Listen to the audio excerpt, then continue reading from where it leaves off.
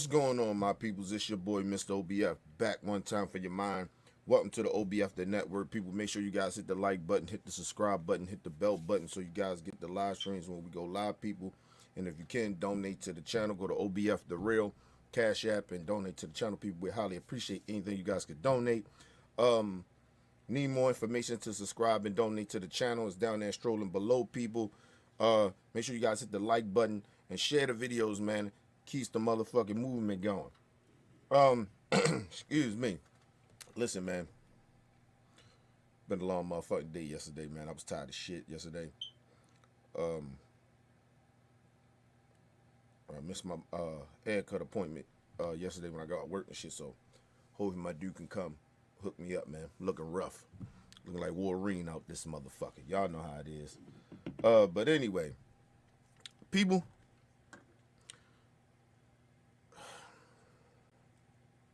the first thing I want to say is this. To Ryan Garcia,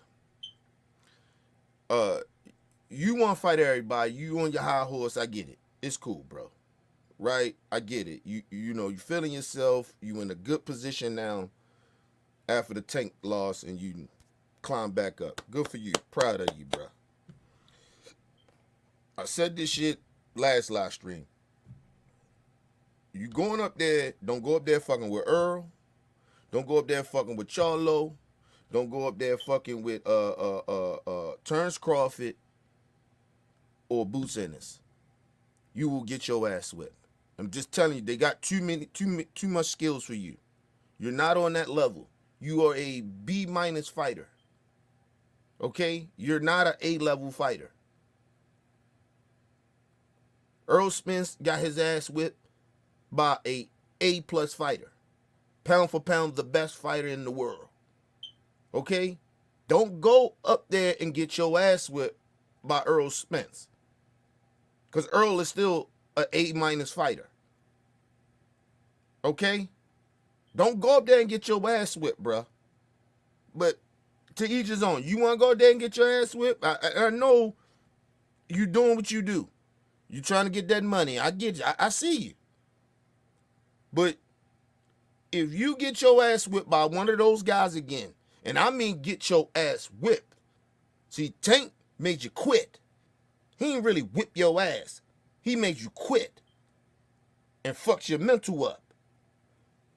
You go up there and fuck with those guys I mentioned. They gonna beat your ass. They gonna beat your ass worse than you beat the shit out of Devin Haney. And I promise you that. They gonna fuck with your mental and they gonna beat your body. They gonna fuck with your physical.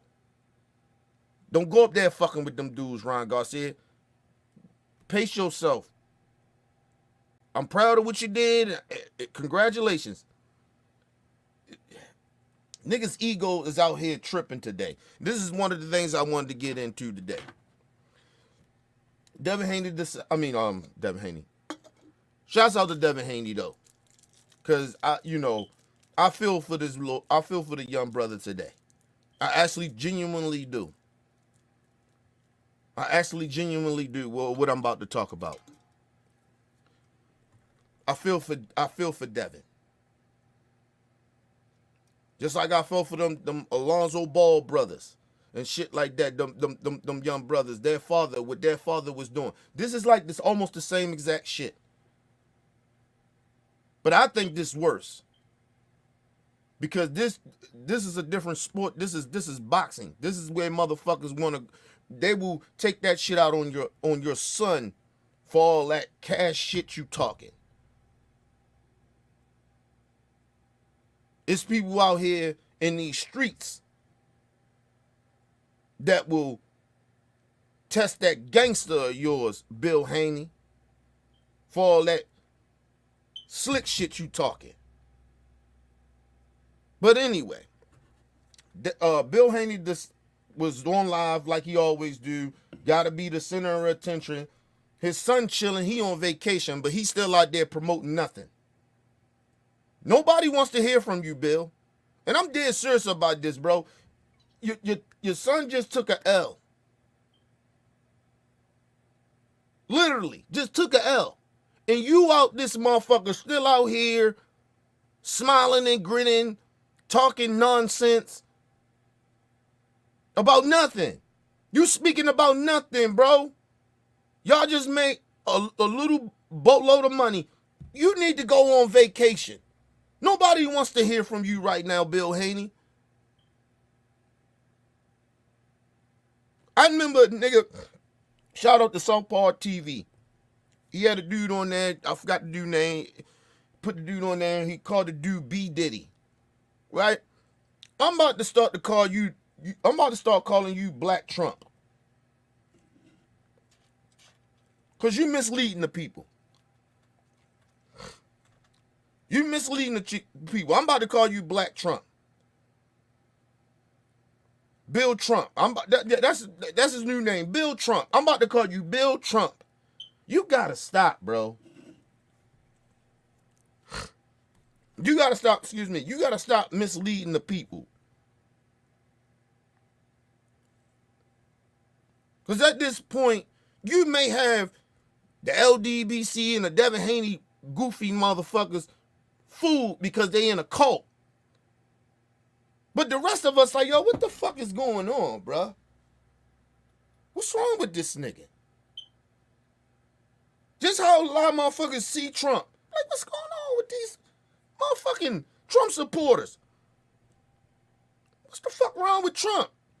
Listen, Bill Trump, you need to chill, bruh. Matter of fact, I'm about to change the hold on, people. Let me do something real quick before I get into this. Cause you know what? I'm taking the Haney off because I don't want to disrespect Devin Haney. Cause I actually genuinely feel bad for the young brother. Give me a second. In the midst of a live stream, this nigga done pissed me off. Already. I ain't even got to all the shit I wanted to talk about yet. Y'all see it up there. Bill Trump.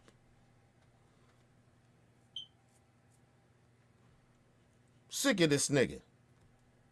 Out here just acting a goddamn fool for no apparent reason. Go sit your goofy ass down. But Bill Haney decides he was live, and I guess Floyd or whatever, he was speaking somewhere else, and then, you know, Bill got upset, went live and whatever, and then Floyd decided to use one of his boys' social media thing to hit up Bill, and they got on, I think that was it Instagram. They probably was on Instagram, and they decided to have a conversation, and Bill Haney decides to all of a sudden let his inner street shit come out. Well, his so-called inner streets. But we gonna get more into that, because that part right there was one of the real reasons why I'm doing this live. Because I'm highly so disappointed in Bill Haney. I get some of his shit's just tactics and promoting and acting a goddamn fool sometimes and trolling.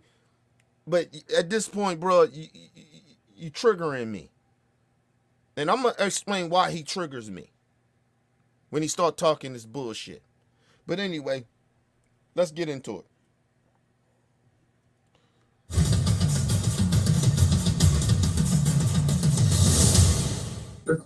Is that you or is that the AI version? It's me all the way. It could be an AI version if you want it to be. No, I'm saying, well, I mean the PF. I mean, why they FF? No, because I got the social. I let somebody else run that social media page. When I want to get on that, I get on that. But it's one of my guys. What's going on, family? One of your guys. First of all, AI is not that fully developed yet for somebody to use somebody's face in that way. Right? It's the voice. Right? He's actually, you know, y'all see me live. Ain't no AI. You see my face. But AI use words and all that other shit. I'm still trying to comprehend what the fuck AI is. No lie to y'all. It may be because I'm older. I'm getting old. Half of that shit I really don't give a fuck about. I told you, a lot of this shit, social media and internet, I really don't care about. I'm just old, bro. I got old. I don't really give a fuck about that shit. I keep up with a lot of shit to stay connected and stay relevant to what's going on. But a lot of times, even if I stay relevant to certain shit, I still don't really give a fuck about it. Honestly. Genuinely. I'm being genuinely honest to y'all. But anyway, but he's already starting off on the Bill Haney fuckery. You know what I mean? Just the Bill Haney fuckery shit that he does. Trying to bring attention to his goofy ass. Because at this point, Bill Haney is a goofy to me. He's just a goofy, yo. Like, come on, man. This nigga almost seemed like he's bipolar in a way, too. You don't know when to take this nigga serious or not. And usually, if you know anything about people that have bipolar, usually you don't know when to take them serious. Because they flip, like, you get what I mean? But anyway, let's move on, man. Yeah, I mean, you one call of my guys. One of my. you call for me. Yeah. So I need to know. I called you to. I've been reaching out to you to let you know. I ain't never had nothing against you. When did me and you go wrong? When did me and you start having beef? I don't know. I don't know how much do we have a beef? Now, time out. Now, let me just say this. For people, before people start getting their panties in a bunch. Personally, I don't like Floyd Mayweather. I believe Floyd Mayweather tried to take the blueprint, of how Michael Jordan, but he did a horrible job of doing it. Because he do start speaking out on shit that he ain't got no business speaking out on. Right? But then on the other hand, he want to side with our oppressors and shit. So, listen, it's a whole nother discussion about Floyd Mayweather personally that I don't fuck with. Right? I don't give a fuck how much money he got. I don't give a fuck what he accomplished. Personally, I don't like Floyd Mayweather. I think Floyd Mayweather is a fucking buck dancer. He don't know which way to go. And like I said, I told y'all about people that have money. It's how long they had the money. Floyd Mayweather has been having money his whole adult life. So he's like, he's not really connected like people think he is to our people. He just not.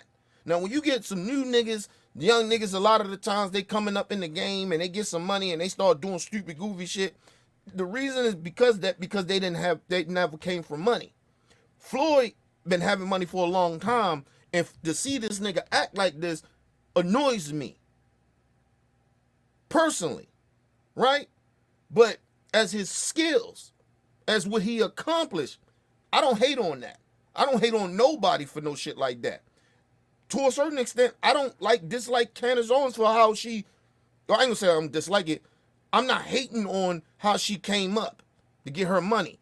I disagree, and I'm disgusted how she came up to get her money, but I'm not hating on that shit. She had to do what she had to do, but don't act like we got to all accept that. It's like that with Floyd. Hey, bruh, do what you do. You did what you did in the ring. I get it. But nigga, I don't have to fuck with you personally. You don't represent us. And I stand on that. I don't get mad at athletes no more. And entertainers and shit. Nigga, that don't mean because you got money and shit, that don't mean shit to me. You let the money change you. So, I don't give a fuck. Your money means nothing to me. You can throw your money in my face all you want.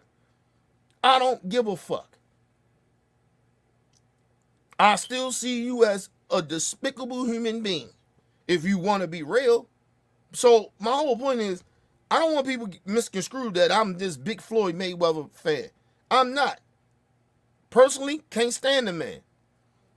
As far as his accomplishments in his profession, he the man. And I'm gonna give credit where credit is due. But personally, fuck Floyd Mayweather. Let's move on. Beef, because you seem real like you aggressive or At least something I about thought it. it. Last time me and you. Wait a minute, what kind I'm of saying beef we do don't we have a have? beef. I'm saying a disagreement. What do we have a disagreement about? What do we have a disagreement about? You did that. I never had nothing against you. Now, Oh, if I'm not mistaken, I seen. Let's talk. Let's talk. I seen you in Miami. Last time I seen you in Miami before. We kicked it. You said what's up. I said what's up. We had a good time. Now all of a sudden it seems like Bill Haney is my enemy. Like I ain't got nothing against listen. Bill. Listen, I don't know if I'm your enemy or not. I don't claim to be your motherfucking enemy. I don't care nothing about being nobody's enemy. You know who I am. Yeah, and that's the problem. That's part of the problem, Bill Haney. And listen, first of all, that's part of the problem. You walk around pretending that you don't give a fuck what nobody thinks or say, but you get your goofy ass out here and you speak on the shit. So you do actually care, nigga. I can't stand when motherfuckers get out here and they get on the internet and they pretend that I don't really care what nobody thinks. Well, why are you speaking then? Bill Haney, if I didn't care of what the fuck you said in this little thing that you got going with Floyd, I wouldn't even speak on it. If I didn't care, but I actually give a fuck. Because of the buffoonery that you be putting out here. So I give a fuck. Stop saying, people, please, it's like a pet peeve of mine. I can't stand when people do. I don't really care what I don't care what nobody says. Yes, you do. You care what some people may say. But for you to sit out here and pretend you don't give a fuck what nobody say, it's a goddamn lie. People, I don't get there who you are. Listen, when you sit out here and you say that shit, words matter to me. If you sit out here and say that shit, you're lying. You're lying to yourself and you're lying to others. You definitely, number one thing, you're lying to yourself if you say that bullshit. You care what people think. You care what at least some people think. Now, you may not care what everybody think, but you care what some people think. And it's a difference, motherfuckers. So that's number one. Number two, we don't know. Listen, Floyd Mayweather, listen, this is why I don't get caught up in the whole Floyd Mayweather, he made his money rich and he's great at boxing. Floyd do sneaky shit behind the scenes. I need y'all to understand that. Floyd do fucked up shit behind the scenes. I have heard it. I told you, I know people that's close to Tank. That know Tank peoples. Listen, I ain't gonna get into all that because I ain't gonna disrespect my source like that. But I'm telling y'all. But they business. Listen, Floyd do some fuck shit behind the scenes with his own dudes.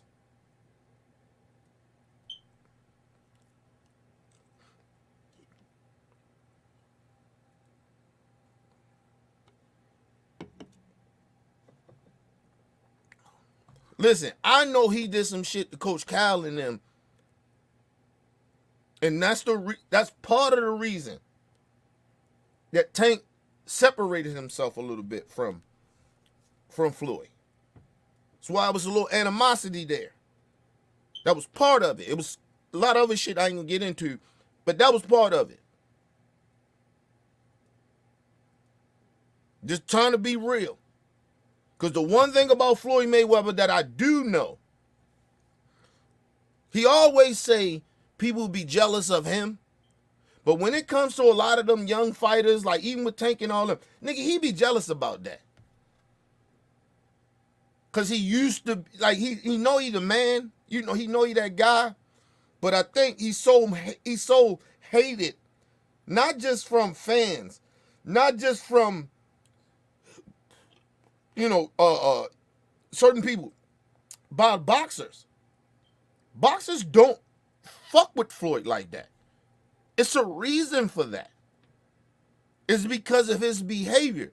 Now, that's why I say I'm not fully here to defend Floyd Mayweather. This ain't about defending Floyd. But facts is facts, and the truth is the truth. And false narratives and lying and making up shit is what that is too. We're not gonna act like that's the same. Listen, Floyd does some shit behind the scenes that he will rub. Listen, he didn't. Listen, I can't get into it, but he has done some shit that I know personally that he did. Not personally, but people told me personally. Listen, nah. So this whole notion that Floyd, like, what's going on with, I didn't know we had an issue. Floyd, please, bruh. You be doing shit behind the scenes, saying slick shit, hating on these fighters and shit, when you supposed to be a mentor.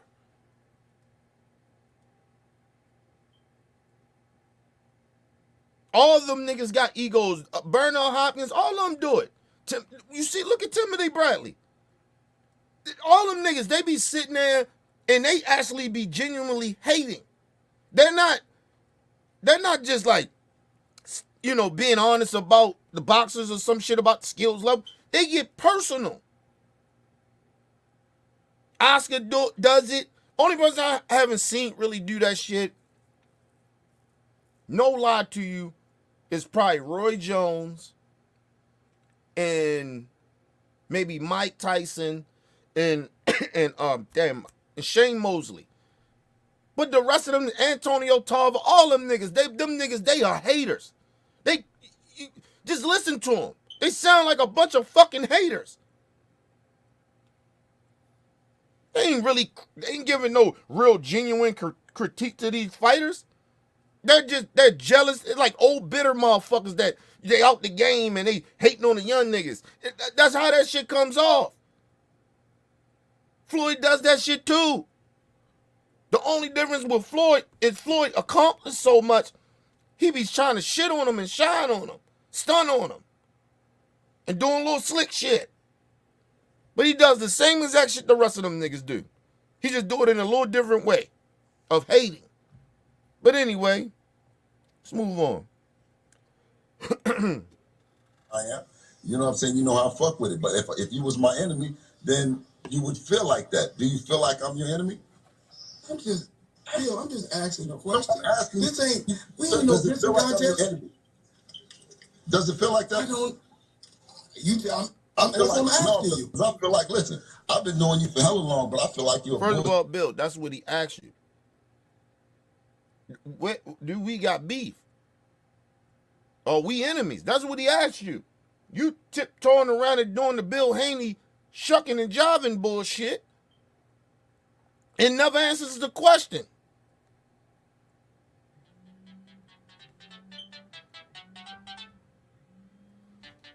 I don't know who the fuck that is. Can't be calling my number. I ain't get no number in there, no name in there. But anyway, let's move on. But yeah, that's what I'm saying. Bill Haney be on that bullshit, bro. He asked you a question, a simple question, you couldn't answer it. Now, if you don't, not for sure y'all got beef, you should have been like, okay, I don't know, dude. We got some beef, cause But anyway, let's move on. Like you're a bullshit ass nigga. You feel what I'm saying? Okay. That's how I feel like it. Me myself, personally. You know what I'm saying? Okay. By your act. And so, Let me tell you, by wait. That's cool. Nah, he said, now mind you, he says, listen, it's not necessary you can have a beef with somebody if you just think they're a bullshit ass person. Cause I genuinely feel like that about a lot of people too. But that don't mean I got beef with them. I usually don't talk shit about them like that though. Like, I ain't gonna be coming out speaking shit on motherfuckers that,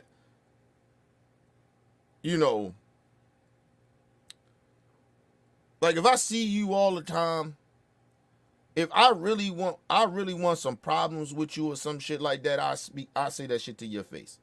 That's if I really want that. But if I feel a certain type of way about you and I think you a bullshit motherfucker or whatever, I ain't gonna speak on you.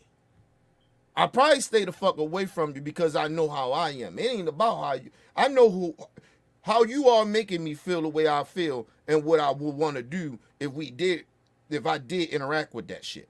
But I stay away from people because of the simple fact I don't want the smoke. I'm too old. Be sitting there dealing with bullshit ass people. I don't even like bullshit ass people around me. So why interact it? Why entertain it? I don't listen. If I think you a bullshit ass nigga, I don't want to fuck with you, and I ain't gonna speak on you. Cause to me, in a way, not to be arguing about it, I just don't think you on my level. So I don't. Ain't no reason for me to speak good or bad about you. Which leads up and equals up to, I don't really want no smoke. That's how that goes. So it ain't gonna be no beef. It ain't gonna be no smoke. None of that. Just gonna keep my distance. See, that's grown man thinking. Or that's grown people thinking. We're dealing with buffoon niggas out here. Bill Haney is a goofy buffoon. If I don't fuck with somebody, I'm not gonna talk good or bad about you. Especially if I'm that close to you. Right? Because if I really got a real issue with you, I know we gonna see each other. Especially if we hang around, I know we gonna see each other. So nigga, I'm gonna tell you if I really want that smoke. But I'm not gonna wait till I get in the interviews and I see you like that and get in interviews and be like, hey, fuck that nigga. That nigga blah blah blah, blah blah blah blah blah blah. But then you know you're gonna see me. You know what I mean? The nigga gonna see you. He gonna see you. So that mean if you gonna do shit like that, that mean to me you want the smoke. You really want you got a problem with me. What's up? That's how Floyd is taking that. Now listen, I told y'all behind the scenes, Floyd do fuck shit. Not saying that.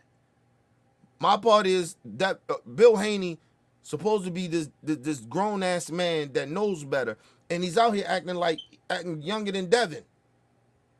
He ain't acting like on some grown man OG shit. A nigga that really comes from the street shit. He's not acting like that. He's out here playing like new millennial games or some shit. I don't know what the fuck he on this new shit. This new social media era bullshit. Nigga, stop. You can't ask niggas to respect you as a man or as an OG and you ain't acting like that. But anyway, let's move on, man. This nigga it irritates me, Wait, bro. PB, you wanted me to tell you? I feel like you're a bullshit ass nigga based on your actions about everybody that's been in the town that's been down with you. You dig what I'm saying? They doing dirt ball bad. Ain't nobody doing real good fucking with you. You dig what I'm saying? Now, you told me that you was going to show me what you can do with Tank. You always kept telling me, Tank, Tank, Tank. You see what I can do with Tank. Listen, brother, you see what I done did with my son. That if you really, that's what you really been whispering. But when you went to go talk and do the thing. Now, that's why Bill Haney, part of the reason he has this energy that he has towards Floyd Mayweather. Cause see, what people didn't understand was that Floyd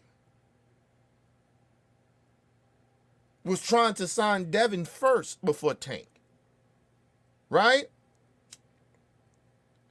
And somewhere down the line, Bill and them decided they had their own plan. They didn't want Floyd to, be the promoter. It was something happened, right? But the other part was that Bill did not like that Floyd seen Tank in a way, discovered him in a way. Everybody would say it was more of discovering Tank. Of course, that goes to his coaches, but like discovering him into the game a little bit like that. You got to remember,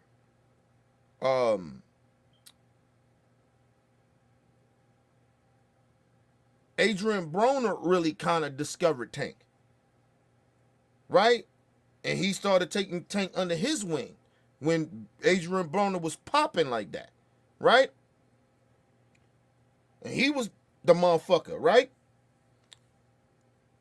And then somewhere around that time, I don't know if it was around the time that Adrian Broner lost or something happened, but that's when Floyd,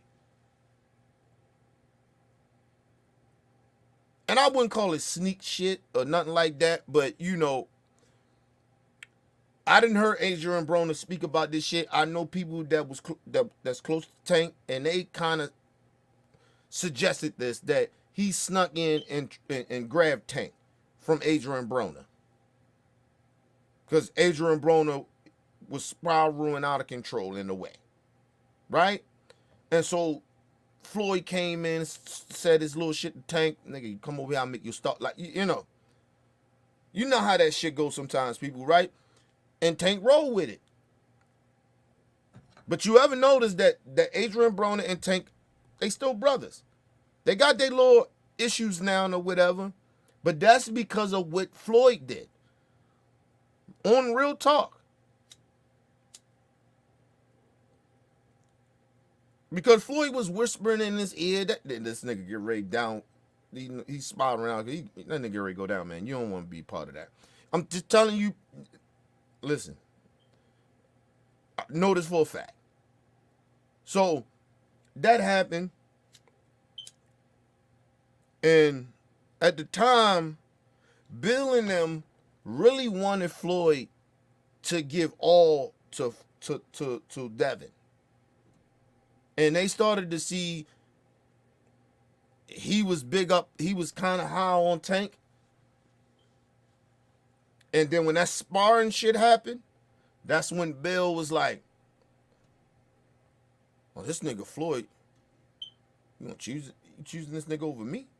I mean, my kid?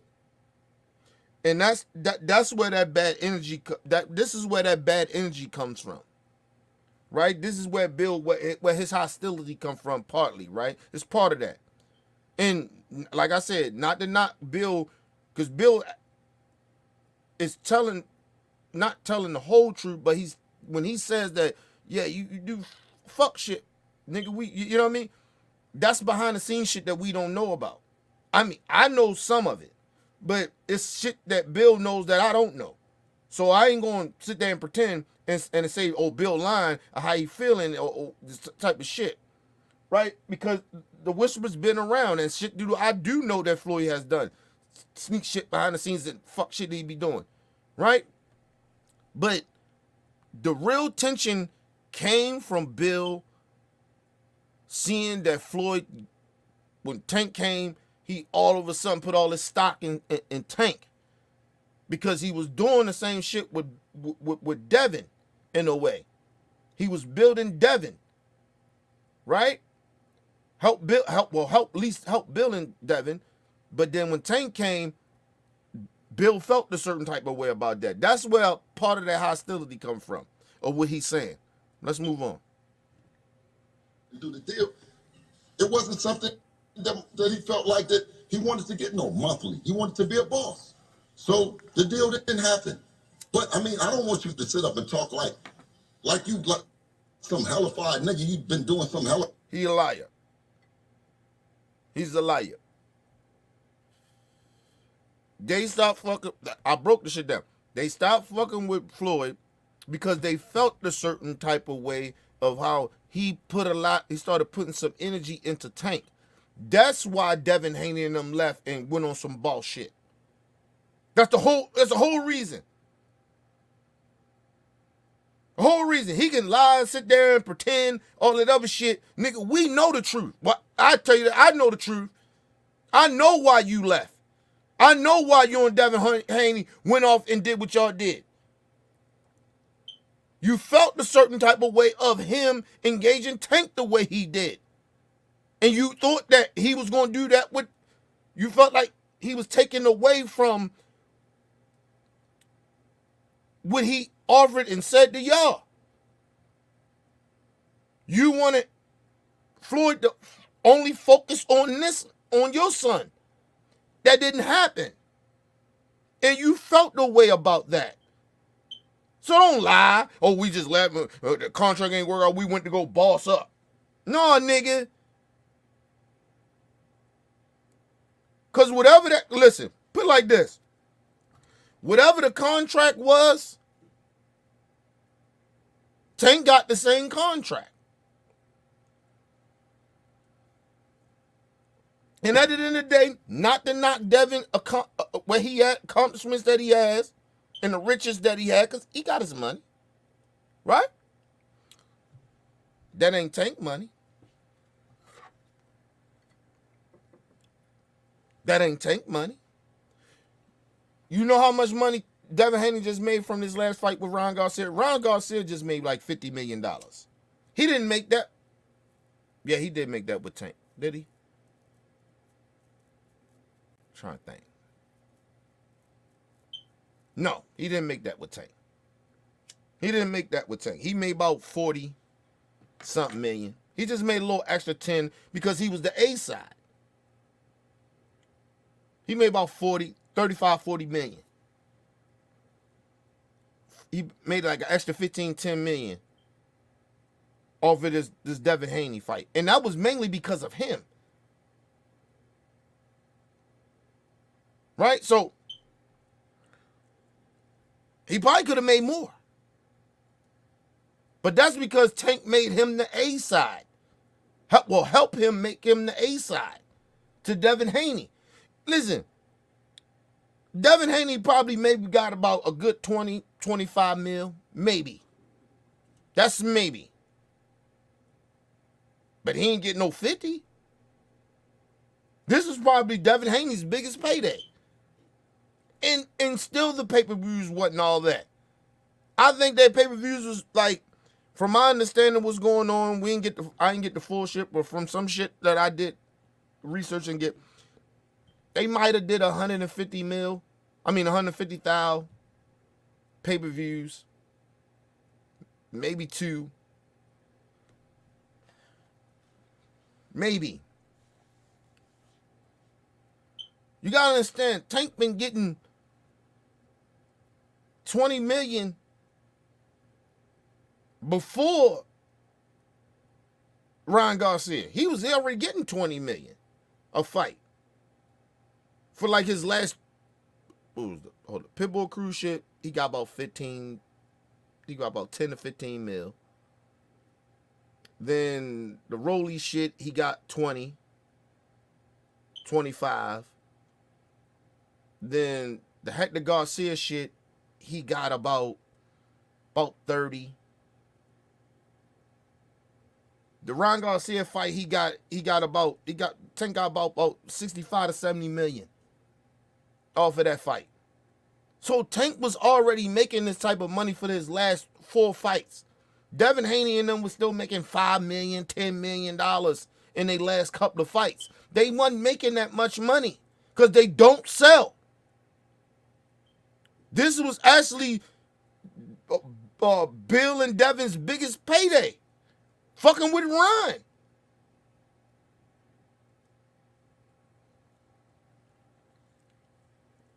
And then they still didn't do great numbers, pay-per-view numbers.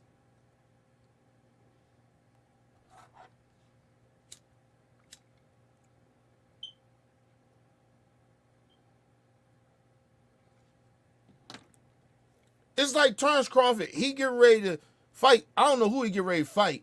But Terrence Crawford ain't get ready to fight nobody. Don't ever get it twisted of these niggas' salary or what they get. Like Terrence Crawford. Somebody like Terrence Crawford. Terrence Crawford probably get ready to get about 20, 25 to $30 million in this next fight he get ready to get. He ain't getting no less than 20. But he ain't fighting nobody.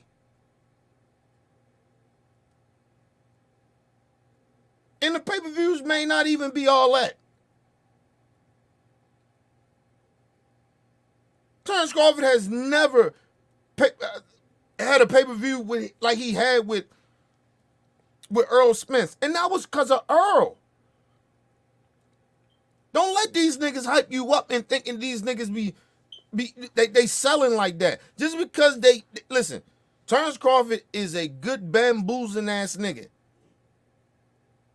He will, listen, That's why Bob Ernst said, nigga, I lost more money than I made with this nigga. Because he been giving this nigga straight up money. He was getting like a salary. He wasn't doing the shit that the PBC dude was like, yo, look, all right, we give you, like, Earl, you know why Earl got so much money? It's because Earl was like, all right,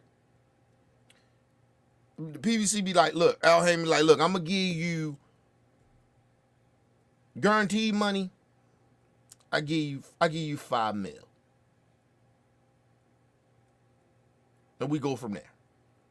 And then, you know, the pay-per-views, you know, what you're selling, the arena, all that other shit, that's where you make your money at.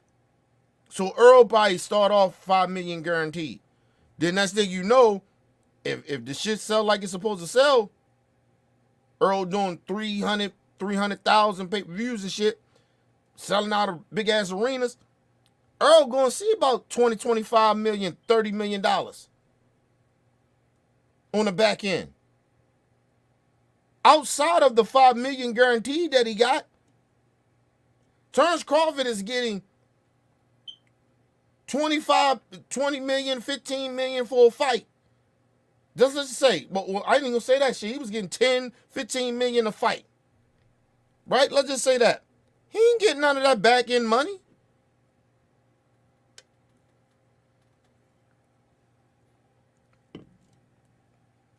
He ain't getting none of that.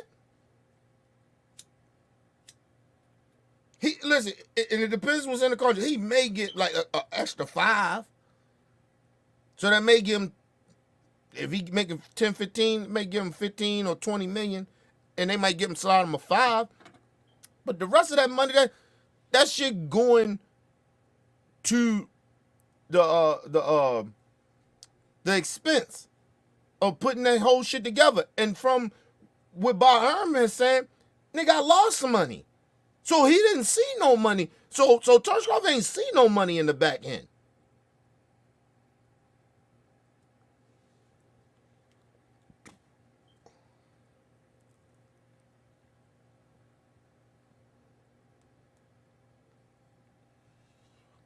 Y'all gotta understand. These niggas be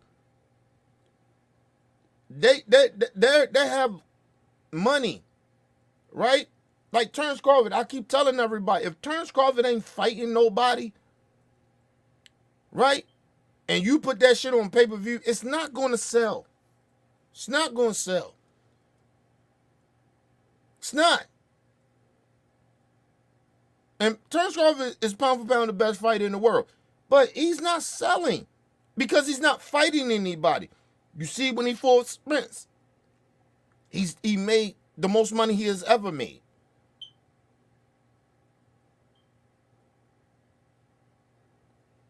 The most money.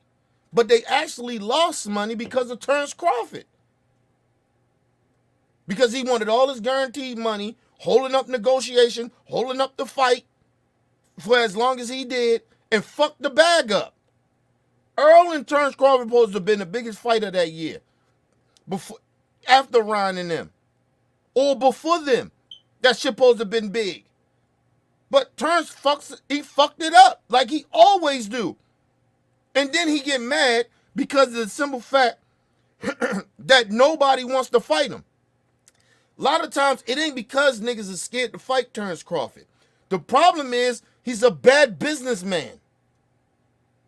He doesn't know how to negotiate.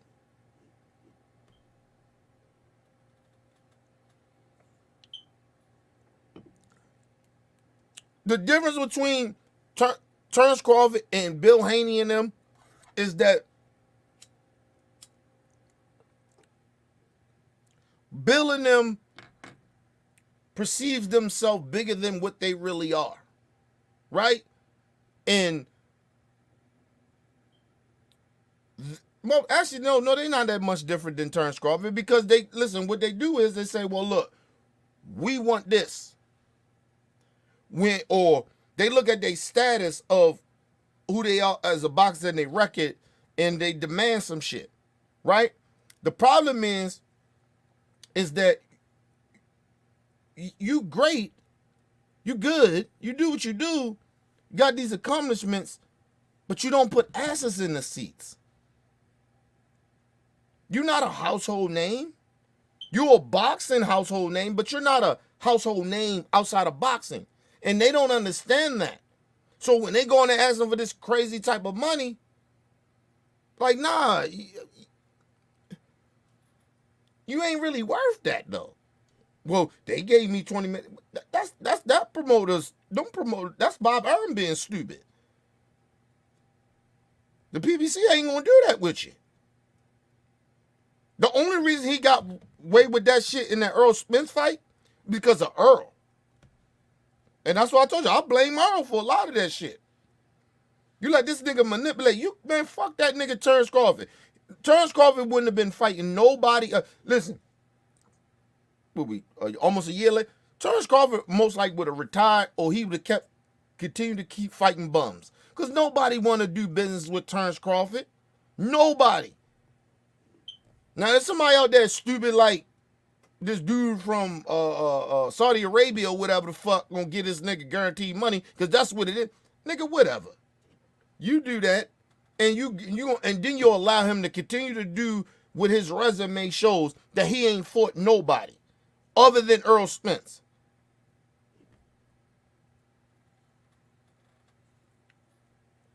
See,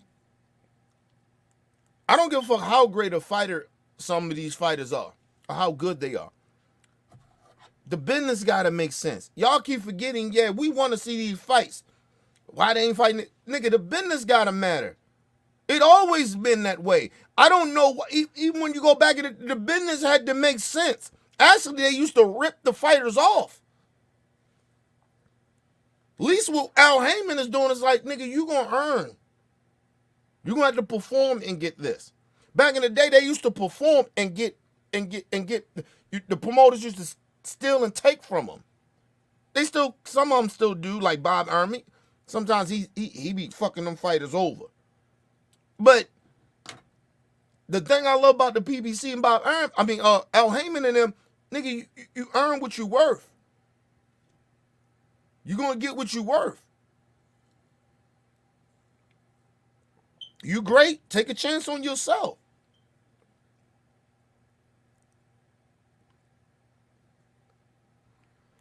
Niggas get upset, right?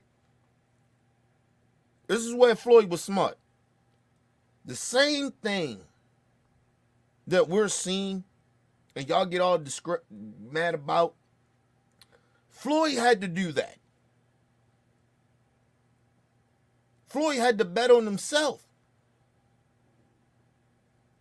When he got with Al Heyman, Al was like, you got to bet on yourself. I'm going to do this, I'm going to do that, but hey, we got to see the results.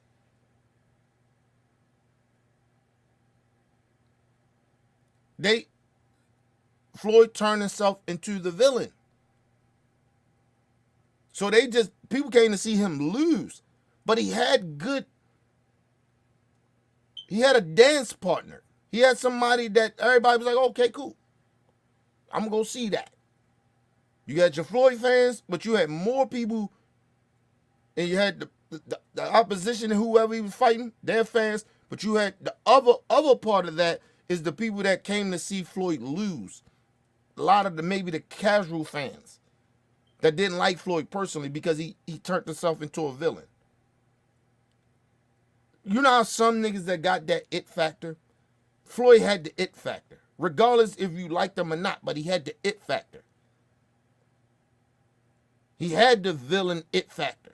So, motherfuckers wanted, casual fans, a lot of them wanted to come and see him lose.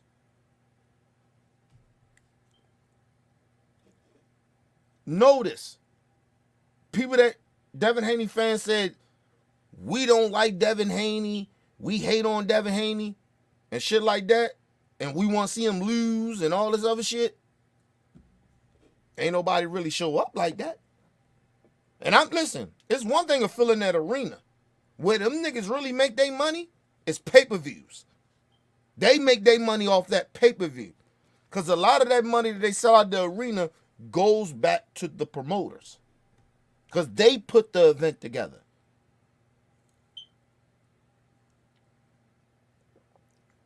You notice the promoter doesn't really get upset. Bob ain't really upset that Turn Scarver didn't sell pay-per-views like that. It wasn't because of that. It was mainly because he wasn't. Arena wasn't as big. He wasn't bringing in people like that. That's where Bob made his money from. He made up his money and made extra. And did the pay-per-views, it's the extra. Like, y'all got to understand how this business work, man. That's why y'all ain't getting a lot of these fights. And you shouldn't get a lot of these goddamn fights because niggas don't support the shit. But anyway, all these Team Haney niggas, he supposed to be this guy, but why ain't nobody buying these pay-per-views? Everybody can't go to the goddamn arena. Let's go to a quick commercial break, people. We right back.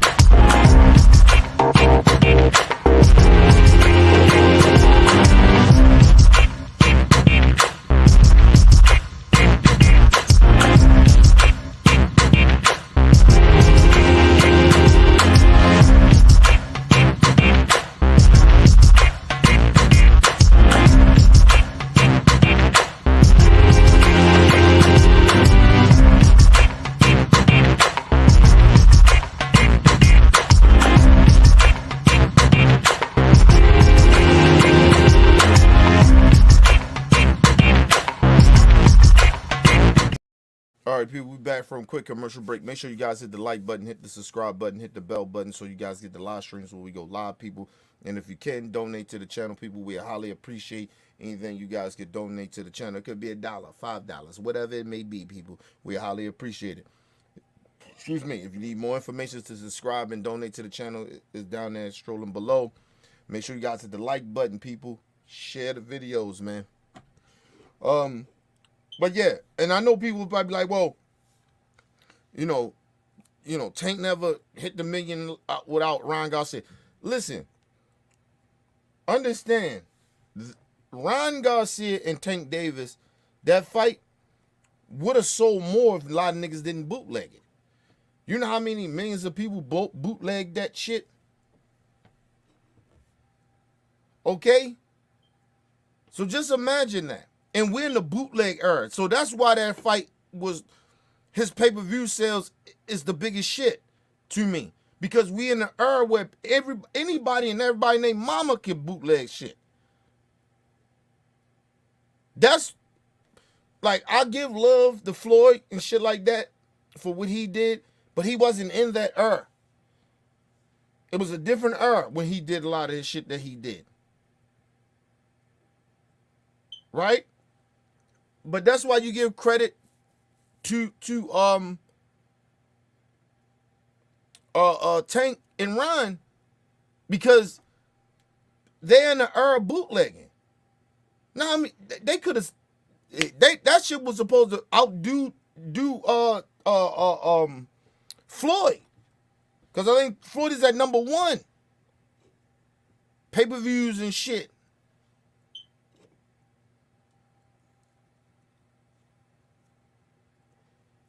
But nah, man. We in the bootleg era. And you have to understand, shit is higher now than it was back in the day. Shit is way more higher. So people like so quick to bootleg shit because shit's so high. Buying a fight niggas all $100. Especially a big fight. Shit, people like $100. I take that $100 to go to the grocery store. Like, you get what I mean? Put some gas in my car. Like, in real important shit. In people's lives, they need and do. They willing to sacrifice $100. You know what I mean? But I bought the Devin fight. Just to support the brother. Well, all the so-called Devin, all these so-called Devin Haney fans and shit, all y'all did not go to that goddamn event. But a lot of them motherfuckers bootleg that shit. You niggas should be ashamed of yourselves, man. But let's move on, man. Been doing some hellified shit for the streets, or like you done been there for me, or like we 100% high level. Nigga, I take care of everybody around this motherfucker. I take care of my son. And you've been hating on me for a long time with that shit. You've been blocking like a motherfucker. You know you have. But listen.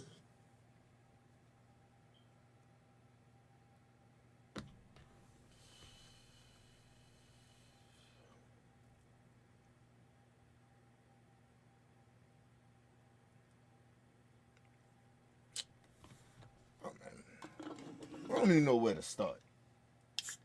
Honestly, I'm confused. Bill Haney is not that older than me. Bill Haney is probably about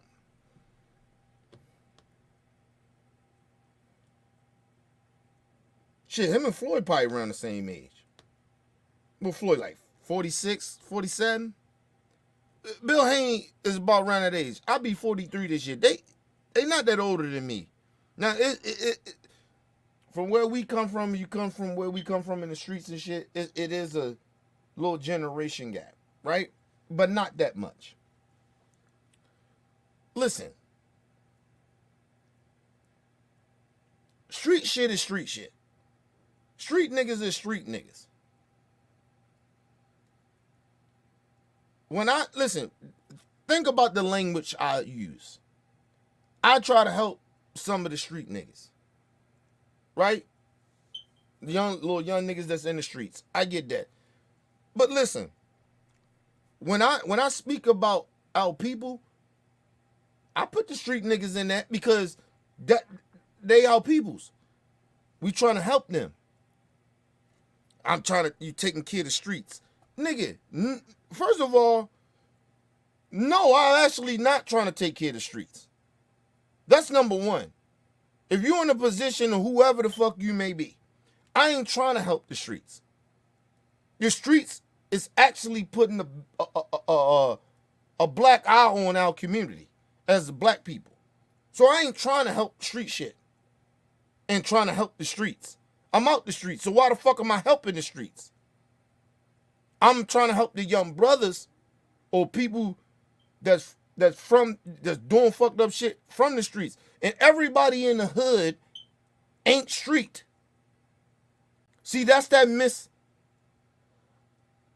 that's the thing, that's that dumb narrative that the white folks like to put out there because some people, black people live in the hood, they all street. They're not. They just have no choice. Sometimes that's all they can afford, to live amongst these street niggas and live in that type of environment. I take care of the streets. Nah, bro. Bill Haney, what the fuck are you talking about, bro?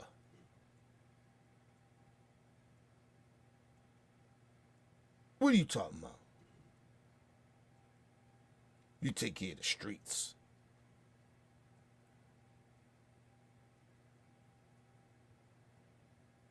People don't get the twist about the word he used. I take care of the streets. That's maybe how they talk out there in Oakland and California. Nigga, he's talking about the hood. The hood is different from people that live in the hood. Cause some people live in the hood and ain't got nothing to do with the hood. Like they ain't doing hood shit. They ain't part of that gangster shit, that street shit. They ain't part of that. They just live amongst that shit because they have no choice financially.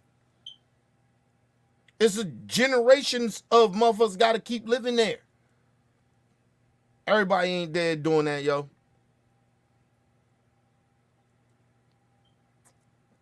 I don't like when our black folks push that narrative, keep pushing that narrative. It's not the same.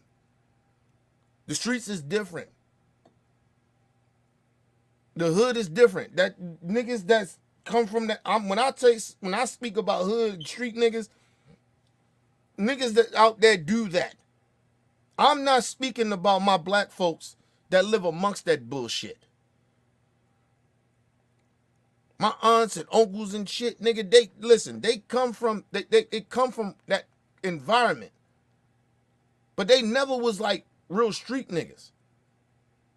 The only person that like on my dad's side of the family, I mean, it's plenty of people, but like my aunts and uncles and shit that I know are really like that in them streets was probably my dad. My dad was like that. But my uncle, he was the oldest, but he went to the military and all types of shit. My uncle was just a cool nigga that hung around gangster niggas. And a couple of my uncles, maybe one or two of my uncles that was kind of really like that, but a lot of my uncles and shit wasn't really like that. My aunts and shit, they wasn't really it was a different era back then too, so but they wasn't really in them streets like that. You gotta understand, they grew up in the era of the drug epidemic. So a lot of them was getting high or whatever. Even before that, they was getting high. They was smoking weed and drinking and shit. They was alcoholics and shit. These motherfuckers wasn't. They was working and going to school. They wasn't really in them streets like that. My grandma ain't never been a street person. Fuck are we talking about? She lived in the hood all life. It's this misconception that people from out come from where we come from. Sometimes it's the hood, everybody. No, nigga. The niggas that do wrong or come from doing wrong, we was the hood niggas. Or you niggas the hood niggas that's doing fuck shit. Stop trying to say the whole community is on some hood shit. You fucked the environment up. Well, you at least help fucked it up. That's why it's the hood, the streets. Don't try to put everybody into that.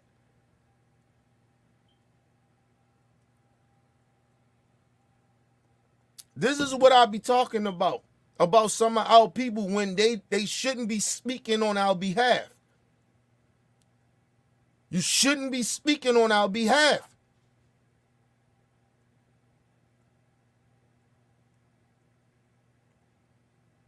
And why is this $1 million father, man, is speaking on hood, like, cause you know some hood niggas and you took in some hood niggas?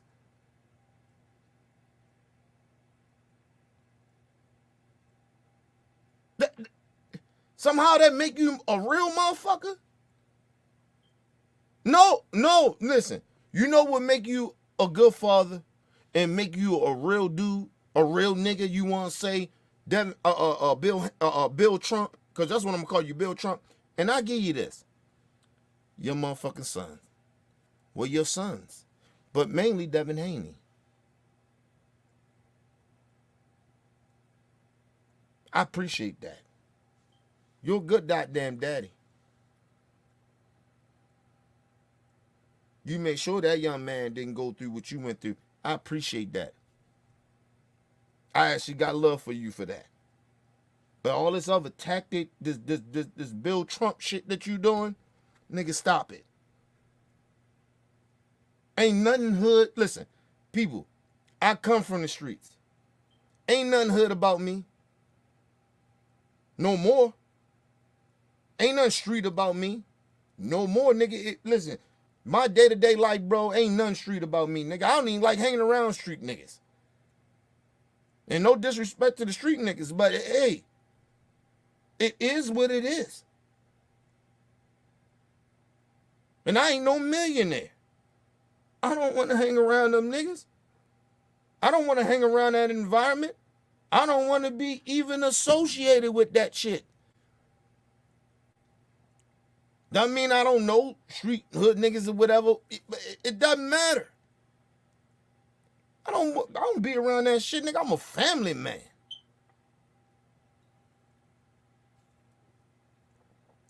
Fuck anything else, businessman. Fuck all that shit. I'm a family man. I'm married with a child.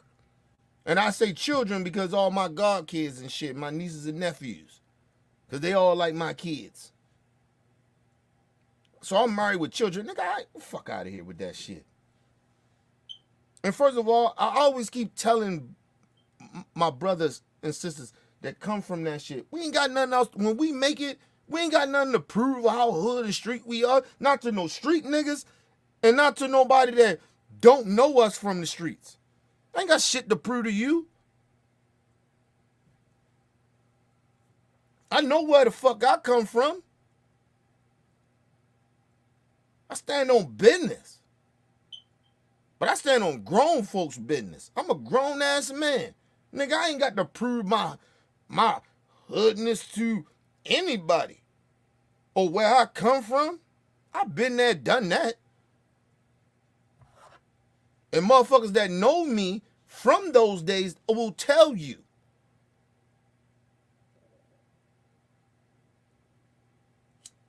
I ain't got to prove nothing to nobody. Listen, I wish our black folks would stop that shit. Some of our black folks stop that shit. You have nothing to prove how gangster and hood you used to be.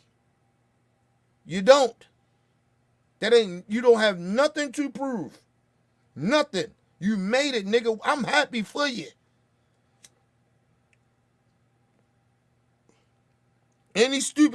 All the stupid hood niggas that say, oh, he don't come around, he don't do that no more. That's just because they ain't in a position to do what you do. I had to learn that the hard way.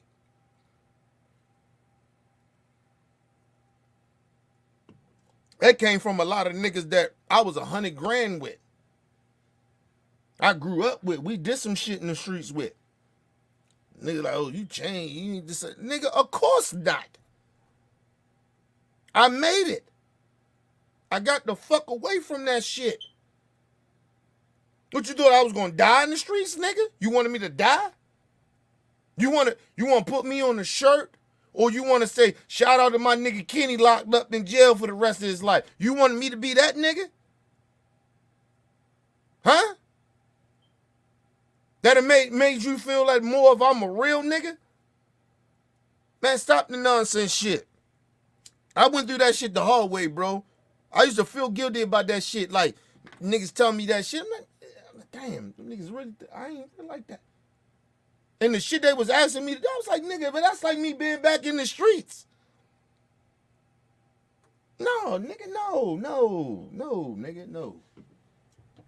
I'm a grown-ass man, bro. I'm 40 plus, nigga.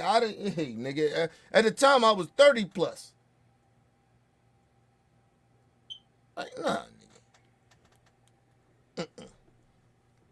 Doing that shit. Nigga can't make me feel guilty about making it. I come from the gutter, nigga. I ain't grow up with no parents. Fuck you talking about? I basically was a fucking orphan out this bitch. And niggas out here trying to make me feel bad about going back to the hood. Or coming to hang around in the hood to do what? To do what, nigga? I got a motherfucking job I go to every day.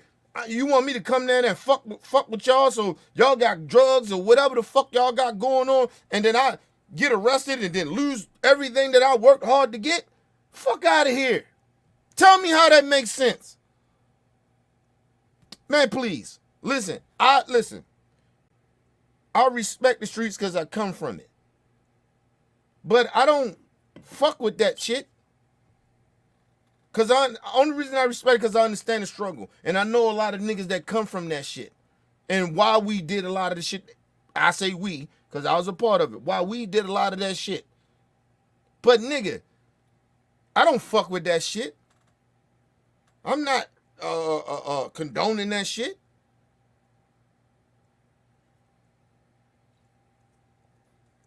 I respect it and understand why niggas do what they do in the streets. I don't condone it or fuck with it. And if a nigga from the hood or any nigga that, oh, you ain't real, nigga, if you niggas can't understand that, then nigga, I don't know what to tell you. I don't know what to tell you. But I'm not going to keep sitting out here pretending I'm this nigga that I'm not no more. You want the real me or you want me to be pretend that I'm a fake nigga? Because it seems like a lot of you niggas out here, y'all just want fake niggas to act like they down.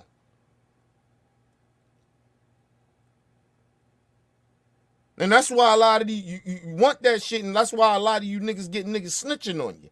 I ain't never snitched on a nigga a day in my life.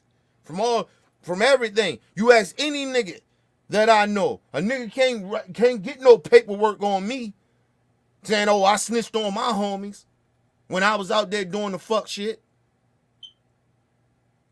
And I wasn't the most thoroughest nigga out there. A lot of my niggas was more gangster than me. But I ain't never snitch on my niggas when I got caught up in the bind, with them or without them. Nigga can't say that about me. So, nigga, my street legacy is what it is. And ain't nothing to be proud of either. But when you talking about some street shit, you niggas, real street niggas want to get on real street shit. Nigga, my shit is solidified. I ain't never snitch on a nigga. Yeah, I took L's. I got my ass whipped a couple of times, but I gave some beatings too. I did some things I can't speak on. Okay? Don't get that shit twisted either. But all that trying to act tough shit at 40-something years old, Bill Haney, you fucking 40+ years old, bro. You ain't got nothing to prove to none of those street niggas. And if those street niggas out there in LA or wherever the fuck anybody from, them niggas still trying to get you to prove something, then you boo-boo the fool, nigga. They extorting your bitch ass, and you don't even know it. No nigga trying to extort me.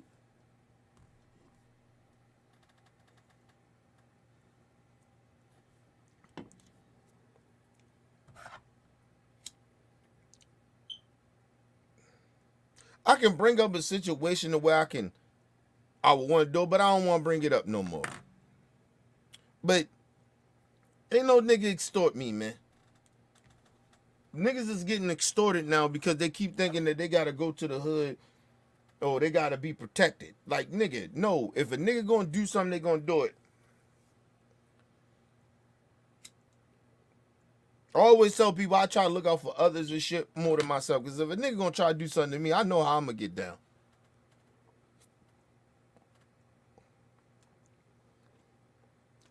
Listen, I always say this, and I'm gonna leave this and we gonna move on.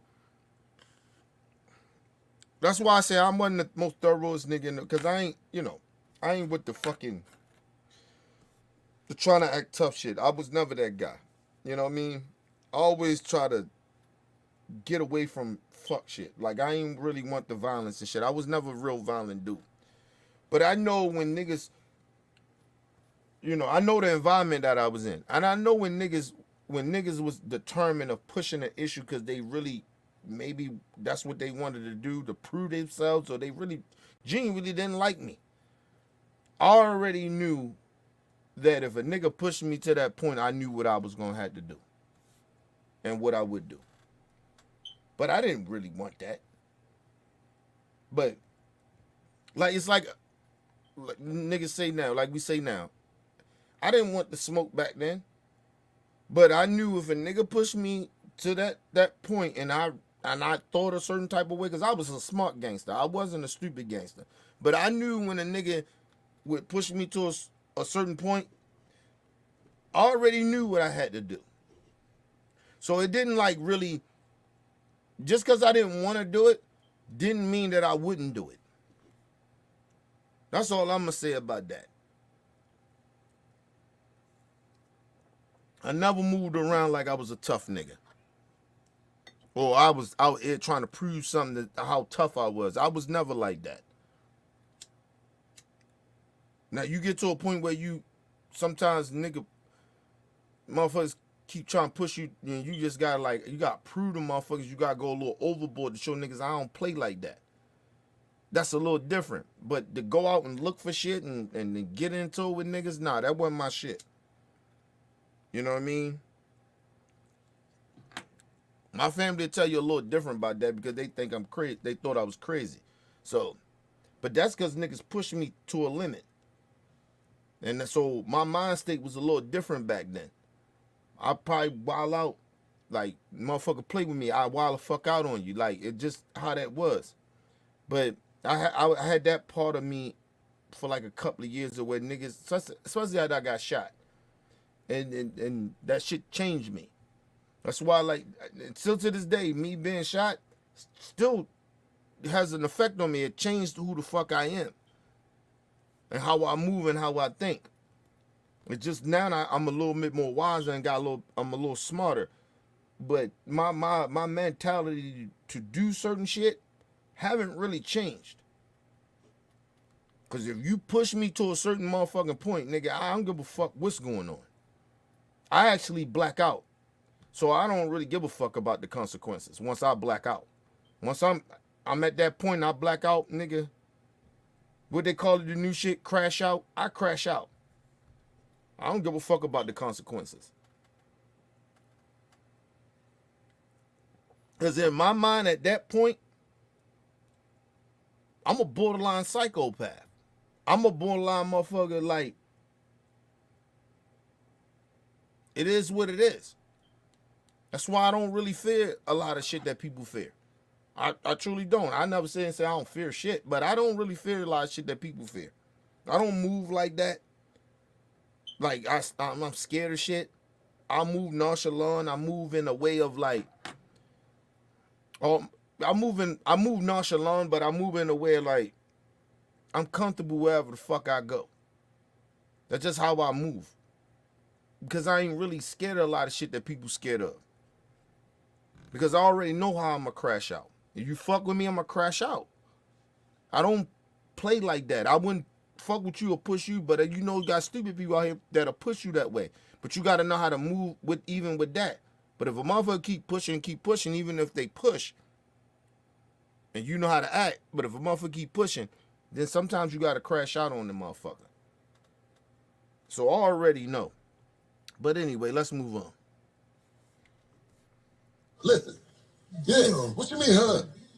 What do you mean, huh? Bill. What Bill. fuck you mean? You won't even stay. You won't even. You'll look. You. But I'm saying this though. Everybody that I got something against, or just like you said, I'm gonna say it. I'm gonna say it to their face. And Okay. you know that's the kind of nigga I've been. Listen, you've been carrying that bullshit that you've been doing for nothing, nigga. And I'm not gonna kiss your ass, nigga. You know I'm not gonna kiss your ass. Let me say this. Bill Haney old enough to knows this. And I'll be honest about it. Just because you don't like a motherfucker, if I could really truly got a problem with somebody, I have two options. I can confront them and say it to their face, or I say nothing about it. So at this point, I ain't saying that Bill being fake about what he's saying. I'm saying, is it really worth it if you still gonna hang around a motherfucker? Cause like Floyd said, nigga, we just was in Miami. You already had these issues and problems with me. You never said nothing. I thought we was good. Cause whatever he's saying about Floyd been doing. So he been know about it. So who being fake here? Is it Bill or is it Floyd? I believe it's both of them, but you know, Bill, listen, Bill have a right to feel how he feel about it, but I think what pushed Bill to this point in a way, his son just lost, you know, everybody dumping on him and shit. I get that part. So he in his feelings a little bit. But the other part is because Floyd out of the gate, and I know he probably did some, I ain't gonna say I know, but it's a very big possibility. Bill ain't lying. Floyd did some fuck shit behind the scenes, and down in this nigga, he just coming out and he just saying, you know, I thought we was cool. Like, nigga, you know you was doing fuck shit behind the scenes. And that's where Bill energy is coming from. So I heard a lot of people say they was mad at Bill for feeling how he feel about Floyd. That's not what this is. It's not about boxing.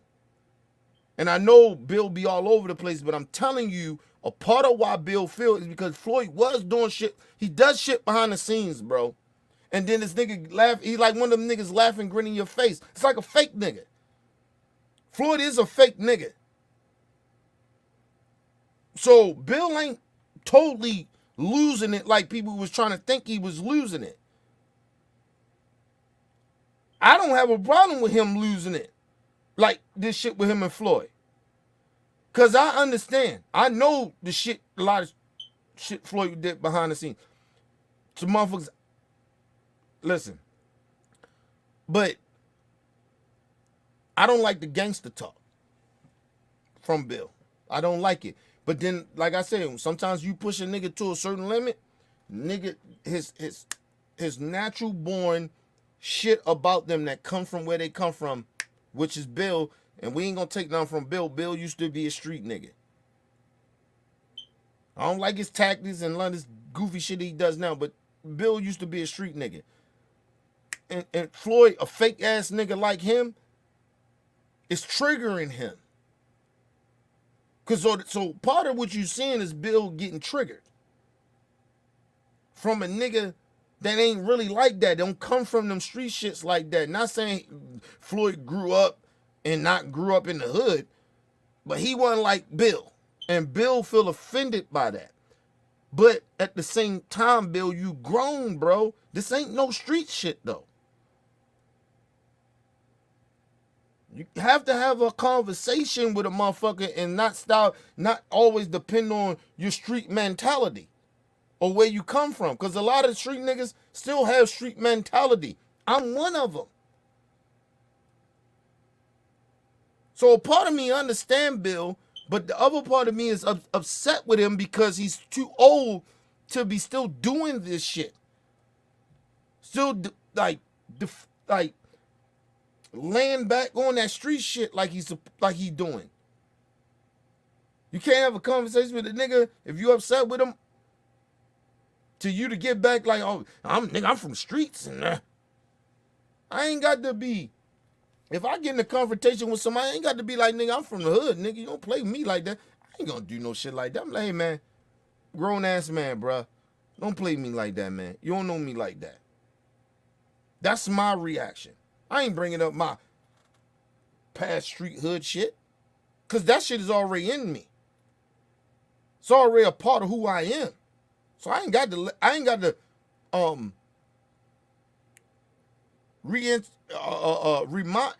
remind myself of that or let you know who I used to be. That's my beef with Bill. But anyway, let's move on. I'll kiss your ass. Period. Hey, And Bill. listen, for every nigga, Yeah, Mac, Bill, you had the Mac, floor. listen, I'm saying, Mac, Bill, when can I get the Mac, floor? whether it be Bill, Mac, when can I get the floor? S-Mac. No, okay, I'm gonna let you get the floor. Whether it be Mac, whether it be S-Mac, whether it be all the bad niggas, whether it be my nigga from up the way, from Oakland, you know what I'm saying? Rest in peace, nigga, a lot of niggas. You know what I'm saying? So you popping it, so nigga, when I pop it, what's the problem? Because other niggas don't pop it. You know what I'm saying? You pop it 1,000 times. Nigga, you was talking about that sparring shit. Nigga, you beat niggas up in sparring. I didn't watch you beat niggas up. And when my son got down, Time out. How you go from street shit to sparring to boxing? Come on, Bill. Come on, Bill. You gotta do better, bro. You gotta do better. This is what I be saying about these former street niggas. And I'm one of them, but I'm not this type of former street nigga. Listen, you niggas gotta get over yourself. You used to be that. You're not that no more. Regardless of what you think about yourself now, you're not a former. You listen. Who I used to be about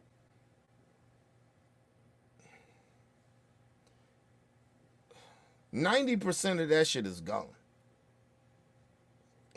I'm about maybe 10% of it. And just because of the lessons and because of some of the mentality that I have.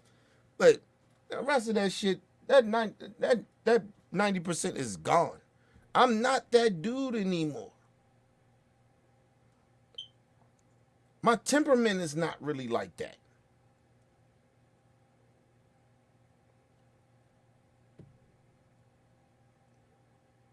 I move. When you in the streets, people, let me tell you, if you from that type of lifestyle, you move with almost, it's respect there, but it's a lot of disrespect in the street shit. You really don't respect 90% of anything or anybody when you are a street nigga. You just don't. You contradict yourself all the time One minute you this way, a good nigga, then the next minute you this horrible individual. I'm just trying to be real.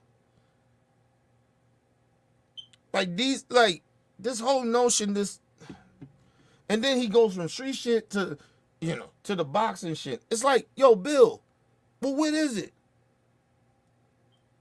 Is it the boxing shit that you mad at? Let's move on.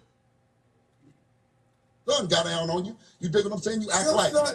you tell us. Bill, No, you tell us. No, you tell us. You told us that it was good. Bill Haney, let's be real. You said your son got busy on Floyd Mayweather and sparring with big ass gloves and headgear and shit like that, right? It was the same shit that you said down there with Ryan. Y'all was 3-3 with sparring and headgear on in the amateurs. What happened when you took the headgear off? Right? They took the headgear off. Right? Right? And them gloves got smaller.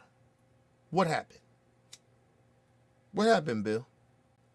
Your son got the dog shit beat out of him.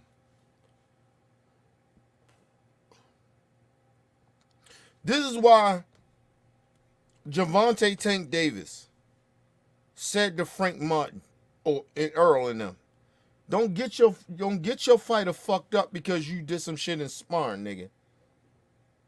Sparring is not the same when you under them lights, and the experience that you have learned from back then when you sparred somebody, because you usually just work on some shit sometimes when you in sparring, right?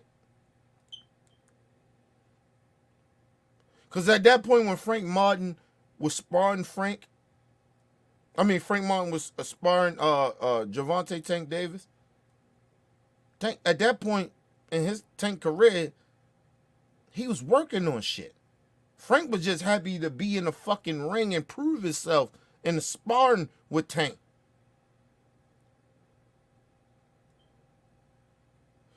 Listen, people,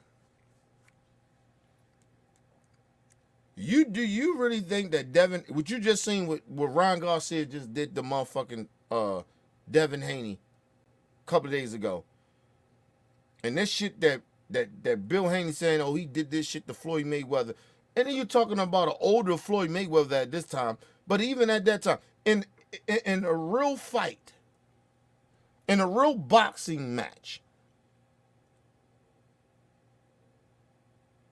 you think Devin Haney could beat Floyd Mayweather? Let's just be real.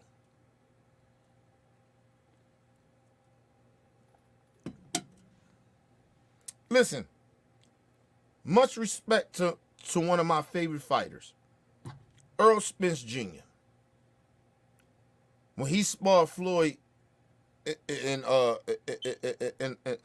camp, right?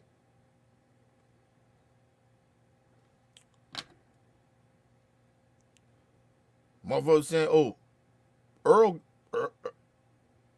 Earl did his thing against Floyd. But in a real boxing match, Floyd Mayweather would have fucking destroyed Errol Spence Jr. At that time. I believe even now he would. Sparring is sparring, bro. We gotta stop putting this thing into sparring. Sparring is just to see where your fighter is. Sometimes for some fighters, the other times some fighters are just only in there to work on shit.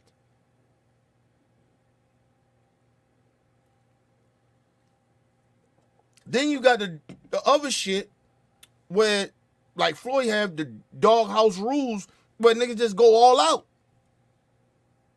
till somebody drop. But that's not boxing. That's fighting.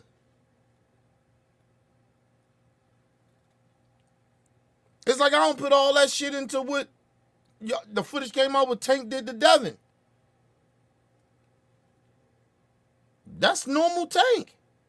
You piss him off, and you put him in a, especially back in those days, him being young like that, nigga, you put him in a no-holds bar, he got to fight. Tank coming out like that. And he gonna burn out. Especially he ain't in shape. But that's how Doghouse rules. It don't matter how conditioned a fighter is. Doghouse rules, just go. Nigga, any fighter burn out. Did they say who quit between Floyd and what? I think they said, did it? Yeah, they said Floyd said, oh yeah, that's enough sparring. Then when they went to Doghouse rules, I don't remember anybody saying Floyd quit or Earl quit. But one of them said, all right, that's enough. And it might have been Floyd, because Floyd had a fight coming up.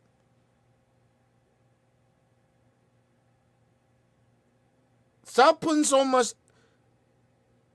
credibility into sparring of these motherfuckers.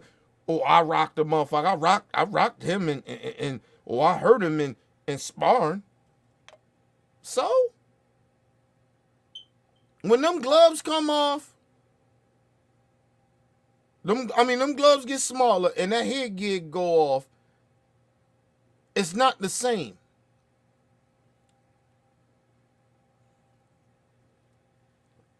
I gave him some good work. Good work. Okay, cool.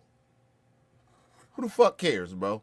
That's why I don't even care about sparring. People come out and you gotta remember, back in the day, before this new shit going on, nobody was talking about people sparring.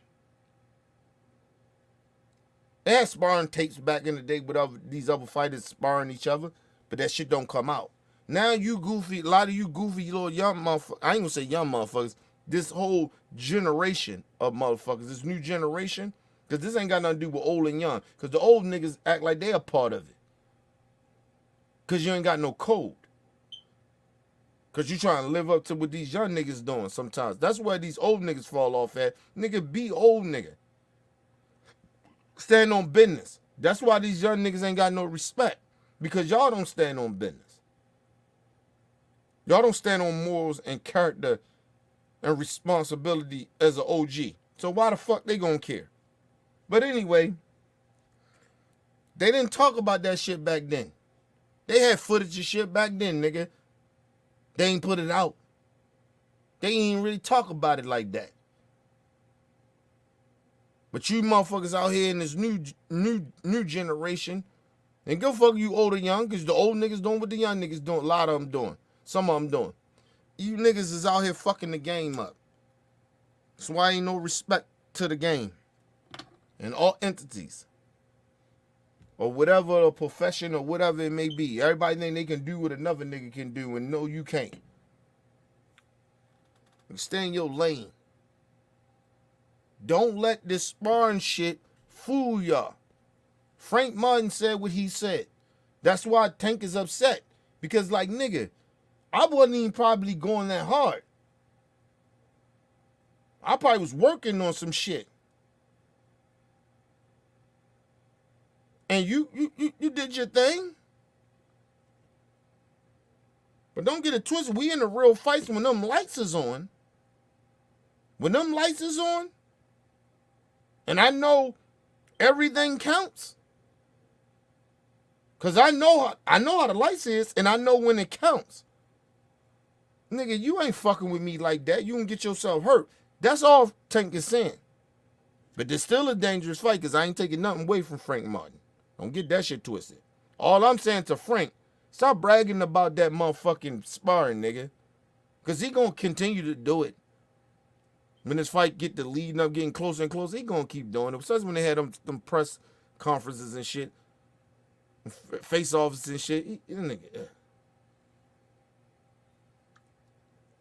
And I'm a big Frank Martin fan. But he's starting to turn me off with that shit. Stop. Leave that shit alone, bro.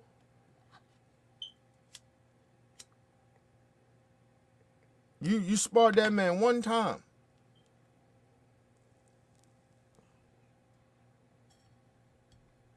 And I know it helped you build your confidence and shit like that, but that don't mean you can beat Tank.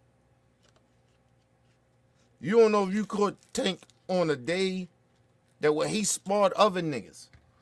You don't know if he was in the middle of a fight coming up or whatever, training or whatever. He probably ain't as sharp as he's supposed to be. Or he was working on some shit. You don't know that, yo. You was a up and coming fighter. Nobody know who the fuck you were. Like, stop.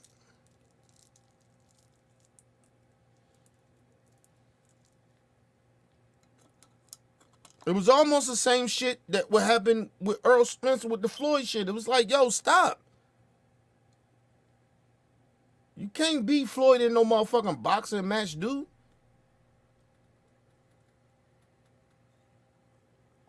And I love Earl. One of my favorite top 3 fighters. Listen, bro.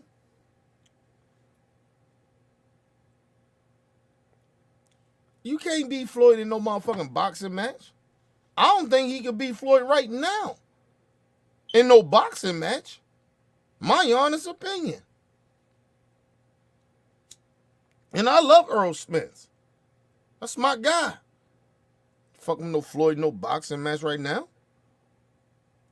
If he one fight, Floyd had to get in shape for. He's always in shape, but he really dedicate because he slack a little bit because he ain't really boxing like that, right? With big competition, right? It's more celebrity type shit. But if he really took a fight with Earl, man, beat the shit out of Earl Smith. Earl Smith wouldn't win that fight. I tell you that. Floyd at 46, 47 years old, Floyd still whip his ass.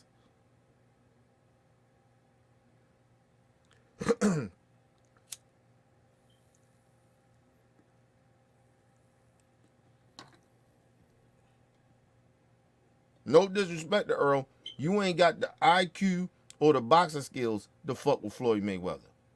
And Floyd got enough power to keep you off his ass. Don't ever get that shit twisted. Now, Floyd a little older, so his power may not be as the same, but so that's where you have a puncher's chance. I ain't saying you got no puncher's chance, but I'm picking Floyd.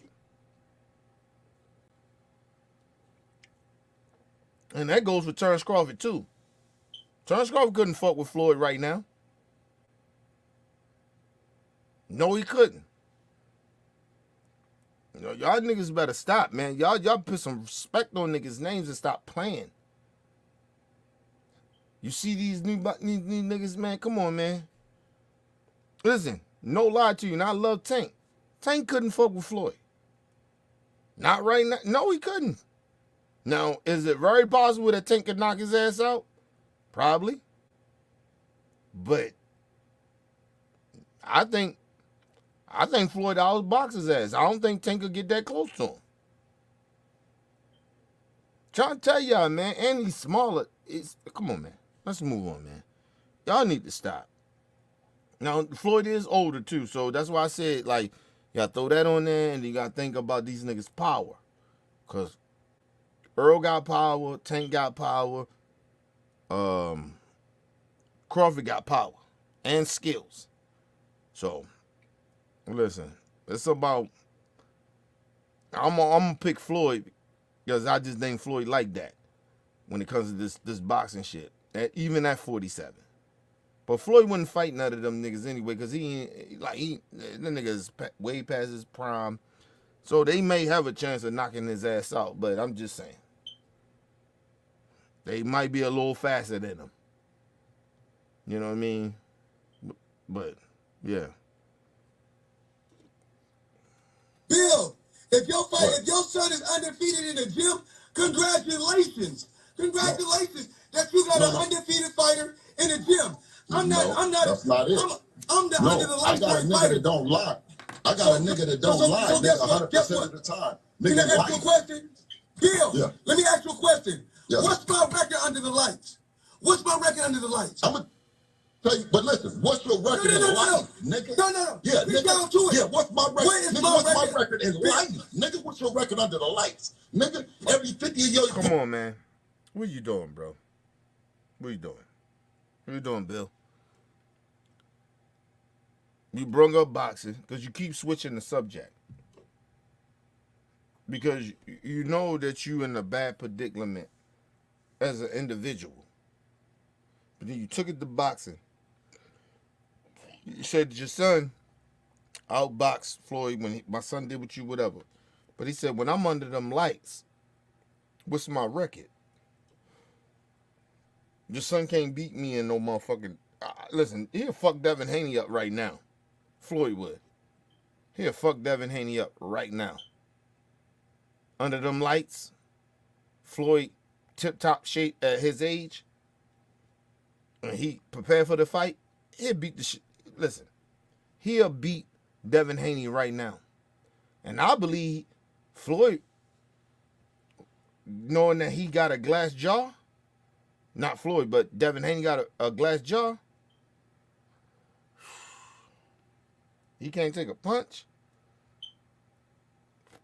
I think because Floyd still got grown man punching power. Floyd ain't that old one that way he ain't got no punching power. Listen, he'll fuck Devin Haney up right now.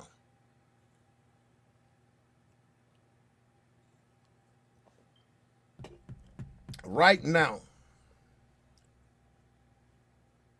But how you go to some street shit to boxing back to some street shit? He all over the place because Bill Haney knows that he's in the wrong. Because what Bill Haney and well, I say mainly Bill Haney. Bill Haney, his whole thing of promoting his son to say that he's better than these other fighters, and not saying that he's just better, but discrediting their accomplishments. Number one, Tank Davis. Number one, Floyd Mayweather. The motherfucker had a nerve to say, "Oh, him as a coach and Devin Haney is Hall of Famers." What? Nigga, please. Nigga, please. Let's go to a quick commercial break, people. We'll be right back.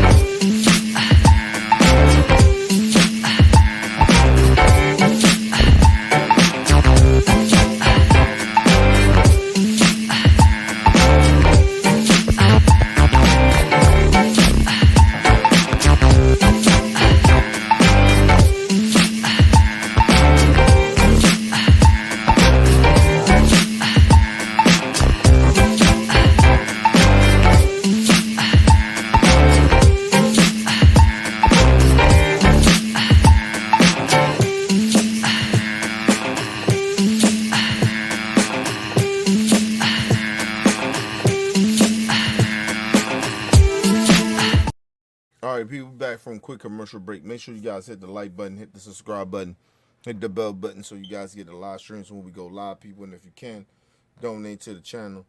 And if you need more information to subscribe to the channel, it's down there strolling below. Make sure y'all go to OBF, the real Cash App, and donate to the channel, people. We highly appreciate it. And make sure you guys hit the like button and share the videos, people. Listen, this shit wild, man. Let's move on.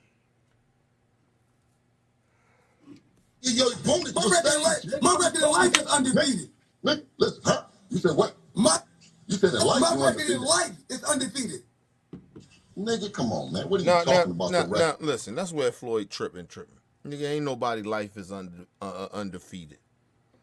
And that's where Floyd, and I told you this is where Floyd lose me because he talking about money. or all his success or whatever, and it's cool. Nobody's undefeated or nothing. We have all lost something. But you see like the realness of somebody comes out and they start speaking, like, you know what I mean, when somebody trying to disrespect them, you just started, like, when you arguing with people, you start saying shit that you shouldn't say, right? This is that. This is what Floyd said. Right? He meant that, but it ain't true. So now Bill get ready to capitalize off of that. So nigga, everybody lost in life. Like, you get what I mean? Like ain't nobody perfect in life. Like, or everybody winning in life, nigga. We all took losses. Nobody's perfect. So yeah, just cause I'm at a point in my life I feel like I'm winning, and I've probably been winning for a long time, personally. Right? That's how I may feel. But, you know, in reality, nigga, we all lost something. We all lost. Like, at a period of time, we all wasn't on the winning side of everything. That's not true. Floyd, when you was at the Olympics, nigga, you lost. You cried like a little bitch. You and Shakur Stevenson. So everybody, you know, we all lost. We all took L's. So that's not true. So it's just like, come on, stop it. And I'm a side with Floyd on it. It just that's that arrogant. That's that part of, like, of a nigga is trying to turn down your credibility, and that's what I'm saying about Bill Haney. That's my problem with him. Like, yo, why are you trying to take something from somebody, bro? If your son is who you thought he was, this is one of the greatest boxers of all times. Yes, he had a sparring session. He did very, very good with Floyd Mayweather, one of the greatest boxers in the world. You don't know where Floyd's head was. You don't know how his stamina was or whatever. He been doing this shit for a long time. And this young buck come in, got all this energy in the world trying to prove something. Yeah, he may shine. If he got some skills, nobody's saying the Devin ain't got no skills. But, yo, come on, bruh. Why are you trying to turn down another brother skill level or who he is? And you know, and the crazy shit about it, you trying to turn down his skill level and what he accomplished because you trying to big up your son and big up yourself to be this big motherfucker. When you got to do that, then nigga, you in the wrong. Nigga, I'm who I am. Listen, people, when I say I'm the realest nigga on YouTube, it's not the shit on these other niggas and say, oh, how bad all of them are. Nigga, I know they don't do what I do. They do what they do. But I know what I do. I got the confidence in myself. I don't need nobody kiss my ass, tell me how great I am or what I do. And I appreciate y'all to come over here and show respect and love and, you know, and shit like that. Right? But I don't need y'all to do that. I appreciate it, though. But I don't need motherfuckers to come over here and show me love, kiss my ass. Listen, those niggas, that's what a lot of those niggas get out of that. And it's not to shit on them, but a lot of those niggas do that. They need that. They need that. That's all. Listen, a lot of times that's all them niggas got.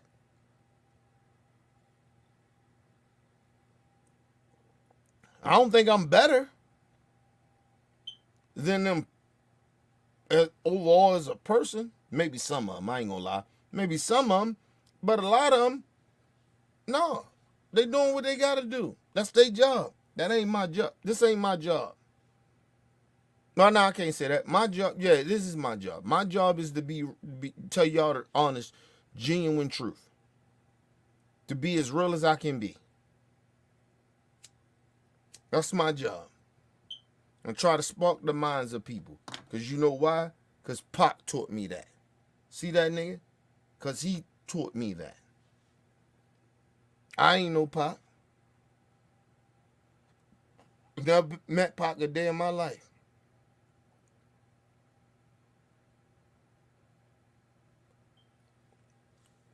When Pac was living in my city, I probably was what, maybe 3 or 4, maybe. Right? Didn't know Pac. Pac actually wasn't the Pac that we all know when he was living in my city. When that man became who he was, he sparked me. Put a spark in, you know what I mean? He made me realize shit. So my thing is, I know I ain't gonna change the world. My purpose is, like Pac said, is to spark the minds. Or spark the mind. To help change this shit that can do this shit better than I can. So, you know, this whole notion that people run around and be so arrogant and act like they shit don't stink. They so much better than everybody else. I don't think I'm better than nobody. But now I ain't gonna, listen, I'm gonna be honest about it. Yes, I think I'm better than some people. I'm better than racist and hateful motherfuckers. I'm better than people that got a whole bunch of money and mistreat people. I'm better than them. Morally. Ain't about their money. Morally, I'm better than you. And that's how I look at that. Because I wouldn't treat people like that. Now, you catch me back in my days, maybe I would. And I had probably did. And I know I did. But no, not as no grown man that know better and got the wisdom. No, I don't treat people like that. Unless I have to treat you like that when you are a danger to others. I will treat you like you ain't shit. See, I don't sit here and act like I'm this perfect dude. I'm this so good guy. No, nigga, I'm petty. You treat people wrong, nigga, I'm treating you wrong. I don't like bullies. And I don't like people that disrespect people. I don't like that shit. When you ain't got no reason to. You can have a conversation with somebody without disrespecting them. I had to learn that. So when I'm disrespectful, I really don't give a fuck about you. So I intentionally disrespect people. And I stand on it. At least I acknowledge it. Motherfuckers be saying, like that. And then they sit down with the verse, and let's have this conversation. Everything I'm saying about Bill Haney, if me and him talk, I say the same shit to him. I don't have any respect for Bill Haney at this point. He's a disappointment. He's a bad person to be sitting here trying to represent like he representing the community. You're not. You're doing a bad job at that. I ain't gonna speak on your religion. That's some other shit because I ain't Muslim. But I know some Muslim brothers and sisters, but I ain't gonna speak on it. What they have told me. But it is what it is. Talking about your record in life. Nigga, who you talking to? Who you talking? You trying to tell these people that you don't take no L's. Nigga, you take L's around this motherfucker. I done took L's. Nigga, my son took L. Nigga, we take L's. What the fuck you talking about? You keep running around this motherfucker acting like that you the only one like When your shit somebody don't died, stink, when nigga. somebody died, when you lose a loved one, of course we take an L. You just took an L. And when you Nigga, I'm not talking about in the rain. We're not talking about in the rain. And I know I'm Remember not this, this, Bill. I ain't never been Bill, no ring. I I've never always, been no ring. Bill, I've always You been keep flexing respectful that to you. punk ass 50 and old, nigga. I'm 50 and old in these streets, nigga. I got love. Now, Floyd, in 2 reasons, he can be confused because this nigga's all over the place. So when Floyd says, yeah, nigga, everybody take L's in life, nigga, we all lost somebody. But Floyd could be taking it both ways because this nigga's all over the place. This is what I'm talking about, Bill Haney. He's not consistent. This nigga's all over the place. Remember they kept talking about, Ryan, he's crazy. He's doing all this crazy erratic shit. But look what Bill is doing. Did y'all peep what Bill been doing the whole promotion? He was all over the place. But we kept talking about Ryan all over the place. This nigga's always all over the place. So you don't know how to take this nigga. That nigga got bipolar. We just want to talk about Ryan was crazy. Look at how Bill is acting, bro. You telling me this shit supposed to be normal of his behavior? This was a prime example of what I'm letting y'all listen to. This nigga is all over the place. This nigga seem like he got mental issues.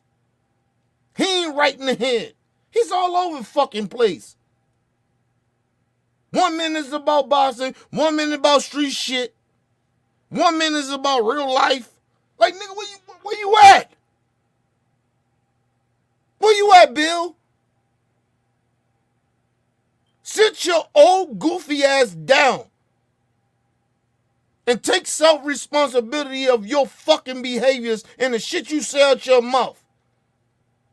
Instead of on Instagram getting mad at everybody, or they talking bad about me and my son. Listen, Bill, you could be doing damn near everything right in your mind. Right? This is anybody. Right? But we're just going to focus on you. You could be doing everything right in your mind. It's still going to be people that disagree with what you do. That's just life, Bill. That's life. People, I be putting the most inspirational shit and being real with everybody like that, but it be still somebody coming here and says, he hating, or he mad, he tripping, or he drinking while he live streaming. Nigga, I'm grown. Do what the fuck I want to do. Tell me where I'm lying. You notice when motherfuckers come in here and they say goofy shit out their mouth or whatever, or try to downplay what I'm saying, they can never tell me where I'm wrong. But, Bill, everybody's not going to agree with you, bro, and everybody ain't going to like you.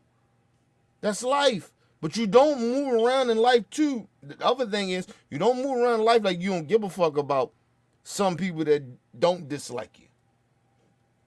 You care about that. We all do. I do as well. That's why I check shit a lot of the times.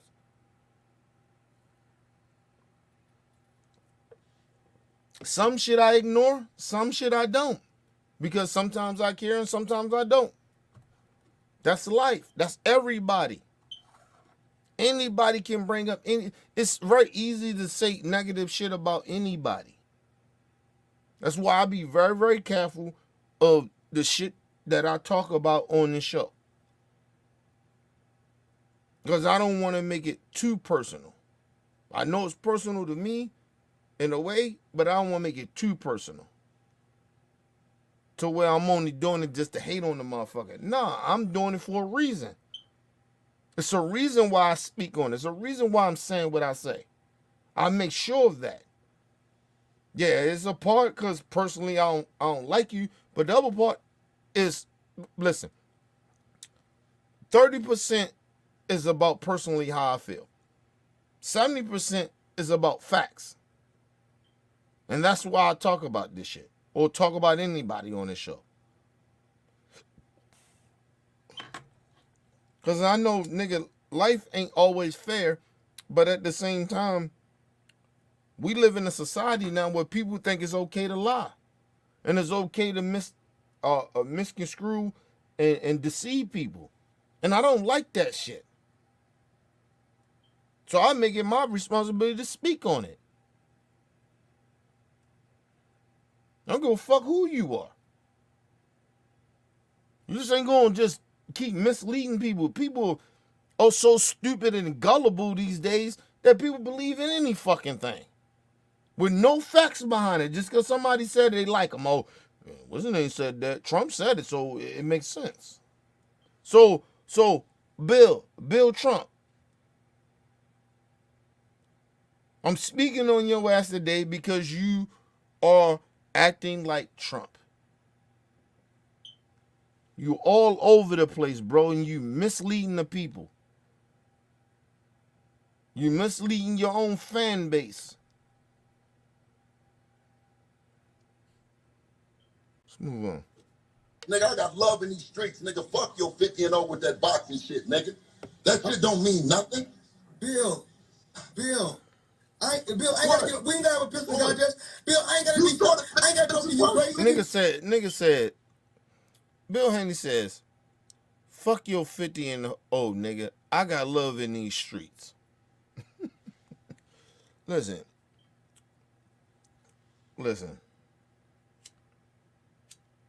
I don't fuck with Floyd Mayweather personally. I respect this 50 and 0 though. And I ain't in the streets no more. But I don't fuck with Floyd Mayweather personally. You see this nonsense shit that he's doing? I got love in the streets. Bill Haney, you ain't a street nigga no more. And if you still out here pretending that you still a street nigga and you hanging around these street niggas, unless you trying to give these street niggas opportunities and jobs and shit to get them out the hood, and even if you are doing that, you still ain't street no more, nigga. Do you understand that, you goofy ass nigga?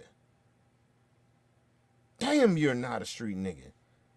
Woo, you so much want to be so connected to that street shit. Like, nigga. These niggas piss me off. Stop. I ain't got to be wanting to be still connected to the streets, nigga. I am connected. Because I used to be that. And I still push for niggas to stop doing that shit. And do my part of trying to help niggas stop doing it. That's my connection. So I'm connected to the streets regardless. They know two reasons that I'm connected. I don't have to sit there and brag about it. It's nothing to brag about. Oh, nigga, I'm helping these niggas in the streets. I'm a street nigga. That's why I'm a street nigga. You know what I mean? I don't give a fuck about your 40 and 0. Man, please stop. You just an old goofy nigga. And I told y'all about a lot of old niggas. They in this new generation. That's why I don't blame it all on the young niggas. They in this new generation where they wanna still seem like they're down with these young niggas. And that was one of the OG niggas from my generations and even their generations that still do that shit. Nigga, I ain't trying to be down with none of you young niggas like that. I just try to understand you. But I don't want to be down with you. Because I used to be your age. So why I want to be down with you? Ain't nothing you can teach me. Not in the way as somebody at my age. Ain't nothing you can teach me. I listen to the young niggas because they growing up in a different generation. But as far as wisdom and growing up in them streets like that, it ain't nothing them niggas can tell me. They just growing up in a different generation of life that I don't understand. So I listen to them and be respectful to it. But nigga, ain't no young nigga can tell me really too much. But I'm respectful to what they do tell me. That's the difference. And I ain't trying to be down with them. I respect that we connected. That's all. That's what I, no disrespect. I respect your struggle. Don't get that shit twisted. But the number one thing I respect that I understand of the generation of their struggle. Because I don't want to disrespect the young niggas, but at the same time, I don't want them to think that, nigga, y'all not telling me something that I don't know. Other than a new way of how y'all doing shit in the generation. In y'all generation. Because all that shit to come to find out once I find out about it and I learn from y'all, it's the same shit that I did. But I'm still respectful to it because it's not my generation. We get older, nigga. We old. I'm old, nigga. I don't even have the patience for some of the shit that young niggas be talking about. What they mad about, what they angry about, I don't have no fucking patience for that. But I listen to them.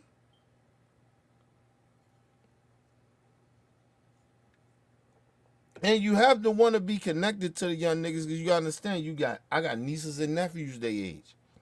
I got kids they age. Now you gotta understand that. You don't want to be disconnected from your kid, right? So that's how I look at the young folks. I don't want to be disconnected from them. I got a kid. I don't want my kid to be disconnected from me. I want a connection there. I want to understand some shit.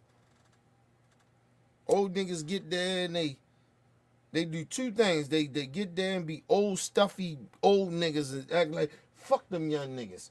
And then you got young old niggas like Bill Haney want to still act like he's still young. Like nigga, no you not. You ain't you old, bro. Why you encouraging some of the fuck shit that these young niggas do? That's not our job as old niggas. As OG niggas. That's not our job. Fuck out of here.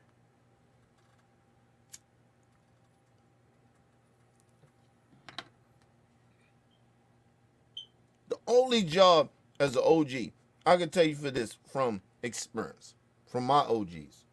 Listen, real OGs, because I don't know what the fuck going on now with some of these niggas. Well, a lot of these niggas. I ain't gonna say some, a lot of these old niggas. Listen, my only job for the young niggas, for y'all, is to give y'all the truth. Right? That's number one. Number two is to show y'all how to do it. They my two jobs. Other than that, it's on you.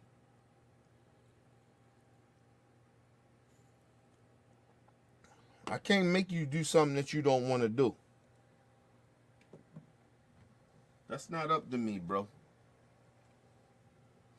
It wasn't up to my OGs. My OGs was like, nigga, I got to be example. I got to show that and do it. That's it. And be understanding to the young nigga plight. Plot. But other than that, nigga, I don't owe young nigga shit. I don't owe old nigga shit. Like, young niggas don't owe old nigga shit either, and old niggas don't owe young nigga shit. That's not everything, but the two things I owe young niggas is that I show you how to do it. And the other thing is the two one thing is, like I said, one thing is to show y'all how to do it, but the other thing is like, yo, nigga, listen, it's complicated in a way to me. I believe with young niggas, it's like, especially this day and age, it's complicated because these young niggas, they don't have OGs. It ain't the generation behind me that can teach these niggas nothing.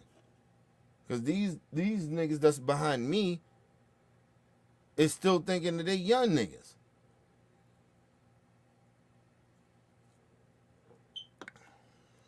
They still acting like the young. They gotta prove some shit. And nigga, you old. Get your old ass out the game.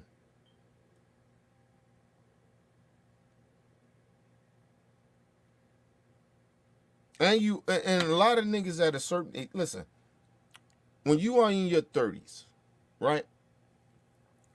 There's certain shit you can't talk about. Right? When you get in your 40s, then that's when you start talking about shit. Because at this point, nigga, you way out the game. But some of you niggas that's below me, that's in your 30s, King Yellow, all you goofy ass little niggas, some of you niggas in your 30s, you can't be talking about street shit. You just can't. Doing interviews, telling street shit. You can't do that. You ain't in a position to do it. Nigga, you still fucked up. You in a position right now at 32, 34, or whatever the fuck you are, and you come from the streets, nigga, your mind ain't right. Fuck you talking about. You niggas' mind ain't right. Until you get 40, that's when you niggas can start talking about that street shit like that. I made that mistake. So I'm telling you that you can't speak about street shit. And half of the time you niggas think because you, and I thought this, that's why I say I make mistakes at. You niggas think that when you at a certain point, like you could be older, like your mentality is older than a lot of shit, right? Like you could be, your mind is a certain type of way. Listen, you're really not. You're still snitching. You're still talking about shit that you shouldn't speak about. So the King Yellows and all them niggas, them goofy ass, a lot of them Chicago niggas, you bitch ass niggas, get the fuck out of here. King Yellows, that nigga a clown. He look like a bozo. Ain't nobody taking you serious with all them fucking tattoos on your face. Looking like a fucking goofy. I don't give a fuck with the new shit that niggas put tattoos on. I don't give a fuck about that shit. You sound like a goofy. You look like a goofy. And your whole notion trying to speak out like, oh, you this mature or some shit like that. Nigga, you shouldn't even be speaking a lot of times you speak. You want to call everybody else trolling. Nigga, you do interviews. You got a YouTube channel talking about niggas that was your ops. Let me tell you real gangster shit. Old school gangster shit, because you niggas ain't on my level or you ain't from my era. Let me explain something to you. I don't speak, when I speak about a lot of this gangster shit and I do talk about the stories, I don't speak about none of the niggas that I actually did business on. That's the difference. See how that work? But you can't do that. Because your generation is different. Your generation, you got to speak on the King Vons and all that other shit. Because the only way you can get views. The only way that you can sit there and get interviewed by other people. My gangster come from, nigga, I'm mysterious in that way. I'm from Baltimore.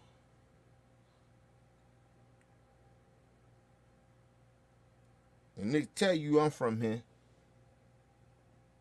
My accent tell you that. I carry myself like a Baltimore nigga. Ain't nothing fake about me. I'm who the fuck I am. I could put a lot of my homeboys, my gangster niggas on here. Former gangster niggas or whatever. But a lot of them, believe it or not, a lot of them dead and in jail. So I can't put them here.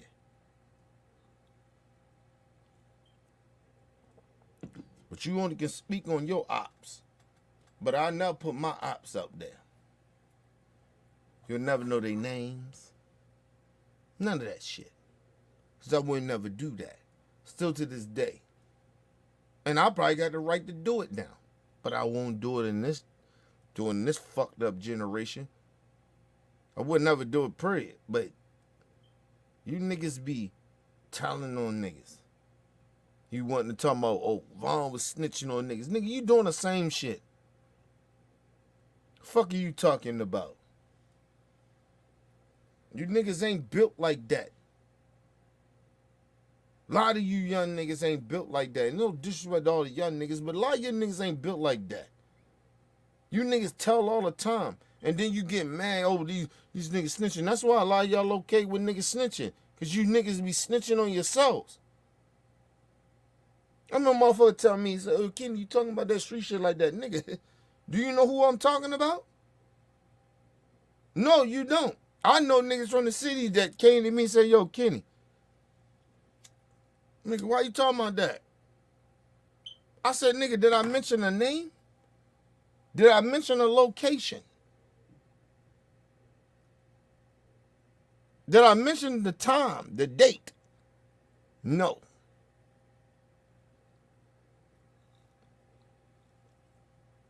You notice every time when I talk about street gangster shit and I talk about shit in the past I done or shit that happened in the past, you notice ain't no FBI, no police come this motherfucker and come get me.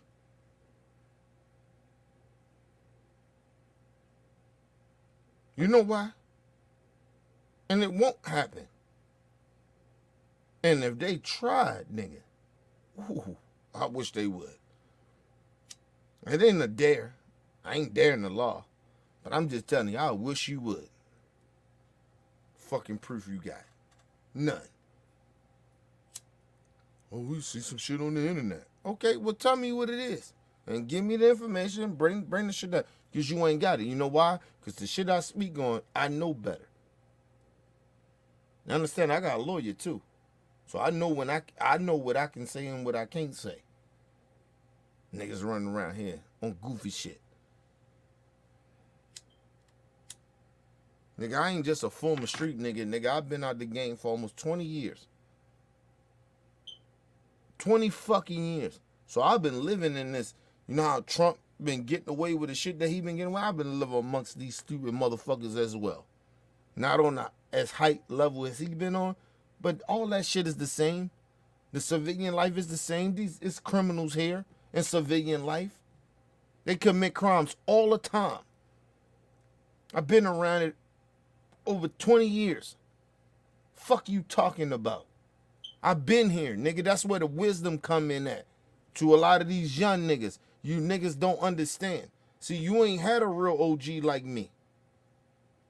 That's why these niggas be on the internet wilding. That's why a lot of y'all don't want to listen. Because you ain't had a real OG like me. You ain't never had a motherfucker like me. You see, and then you see some of these old niggas around my age or a little older. Goofy ass niggas. They goofy.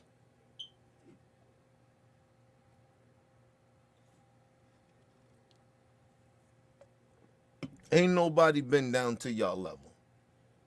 And what I mean by that, not total disrespect to young niggas. I stoop down to your levels.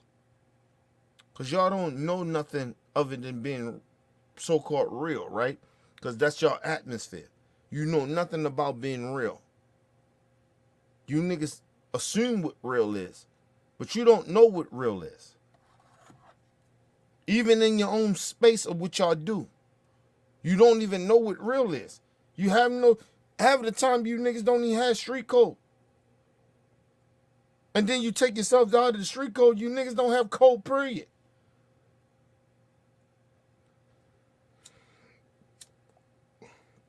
Half of the time, you young black brothers and sisters and shit, you don't even know the black code.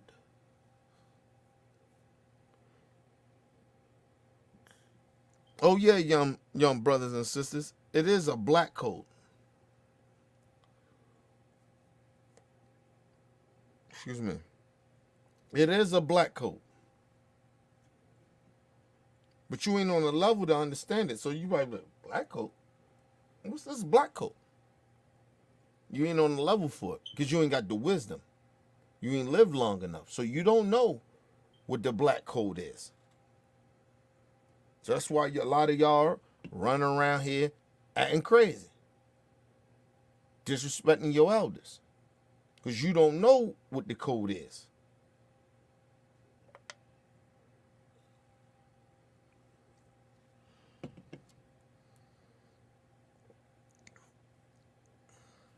Grew up in a different generation where you niggas are mad at us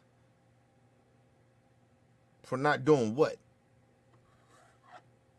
For not doing what? See, because if you put in respect to even the gangster niggas, you understand. Listen, we fucked up.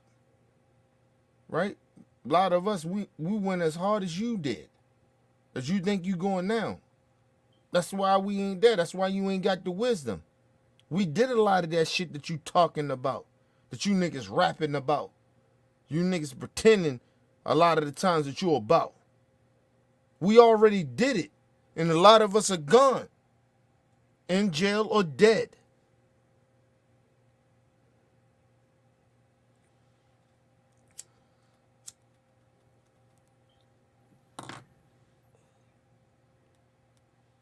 Do you respect the dead or you don't? Come to find out you don't. You don't respect the dead. You disrespect the dead. I'm smoking on the packs. That's what you do. But then you want to sit there and act like, oh, you don't want to listen to us. We didn't do that type of shit to y'all. Well, to our enemies. I don't know who the fuck that is.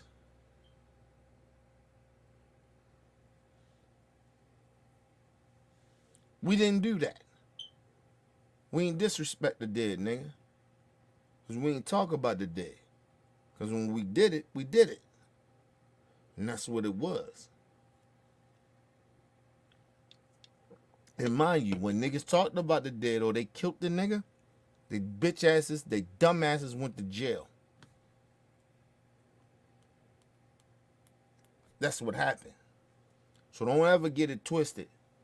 I know we live in an era where you niggas be talking about what y'all doing, but don't get it twisted. In our era, when niggas was running around in the hood, it was full technology and all that other goofy shit. When niggas was running around in the hood, talking about who they killed. Oh, yeah, I killed that nigga, and they bragging about it. That nigga wound up dead, or his ass going to jail. That's how that rolled. That's how we did. That's how that shit went when we was out there. Stop your fucking whining. And I ain't saying for all of y'all, but a lot of y'all. Stop y'all fucking whining, bro.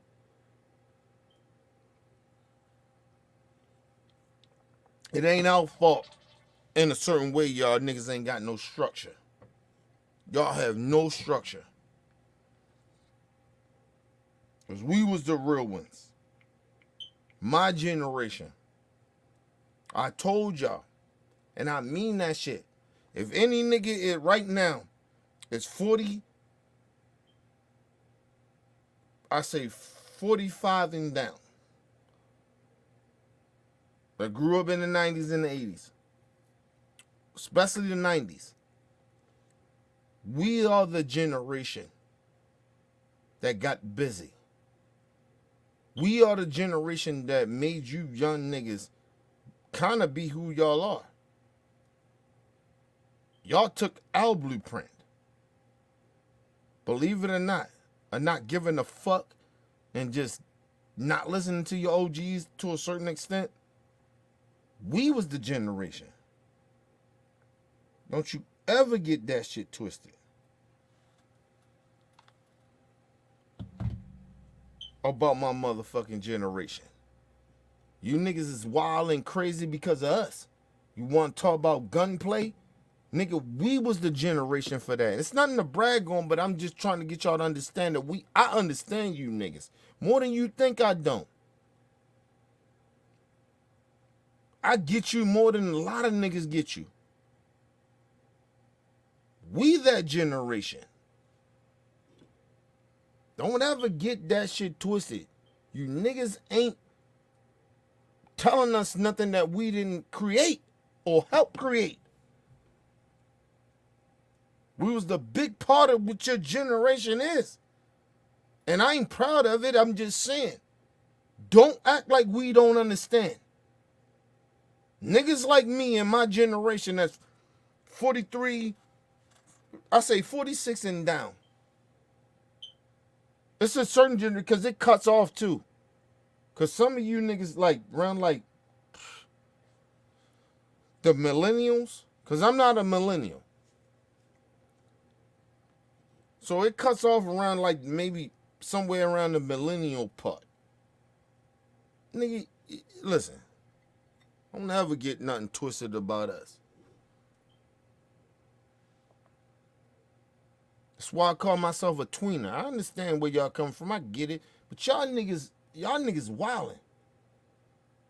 And then y'all don't even understand. And you want to blame everybody. Like, no, nigga, when we did what we did, we did what we did. We didn't even think about, at that time, we had social media. We had none of this shit that we can find out why the government is doing what they doing. We ain't had none of that. We ain't know about the CIA putting dope and crack in our motherfucking hood, nigga. We ain't know nothing about that. Y'all niggas know it, and y'all niggas still out here wilding. The fuck out of here. Don't tell me about shit. I sympathize with y'all. This whole notion of playing victim, no.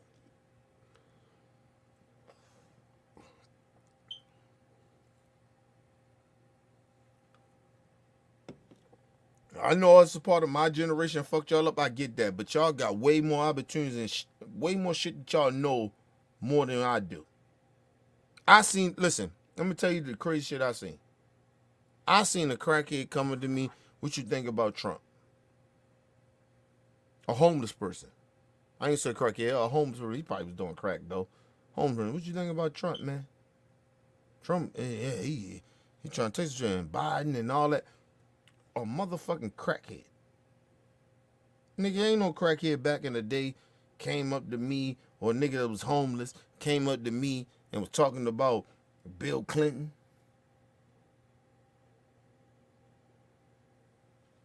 You niggas got way more access to shit that we didn't have. And if we had a lot of the access that y'all had about this country and the world, because a lot of this shit we didn't get taught in school either. If we had a lot of this access, a lot of us might have been a little different. A lot of us. A lot of us wouldn't be dead. A lot of us probably wouldn't even be jailed. Probably wouldn't even be a part of street shit. But y'all have that.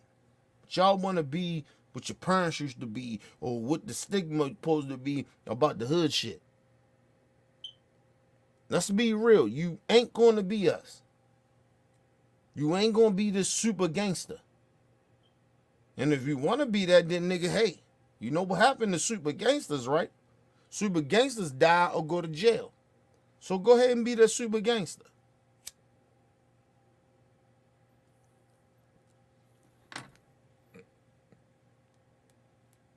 I done seen the super gangsters that was in the hood get to jail and get fucked. Literally. So, go ahead. And what you don't understand is super gangsters wannabes everywhere.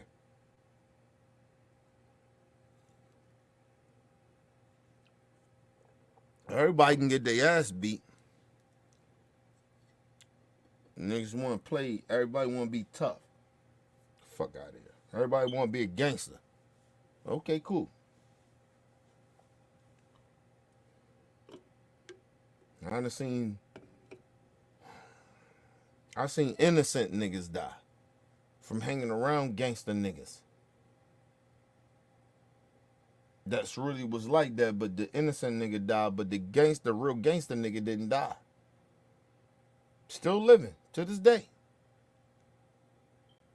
I'm one of them.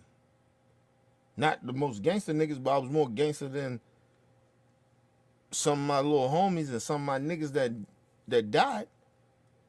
I was more gangster than them. I'm still here and they not.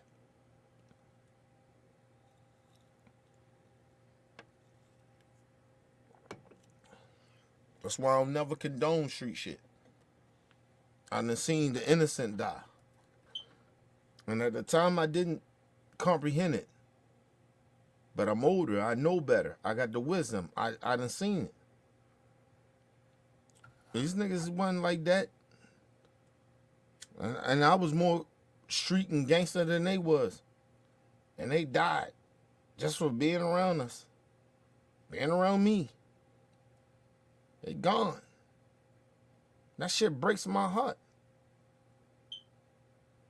Because I got all this little success that I got, and I'm in a better place and a good person, and they ain't here. That shit hurts. When you know better. Stop being a gangster, man. That shit ain't always what it's cracked up to be. And I understand our circumstances, man. I get that. Don't ever get it twisted. I do understand it. But you niggas be going too far. And stop being disrespectful to niggas like me. Because I get it. I come from that shit. I was the creation of you, a lot of you niggas. A lot of you little young niggas growing up. Now, trying to be gangster in the street shit. Nigga, your gunplay ain't that much gunplay.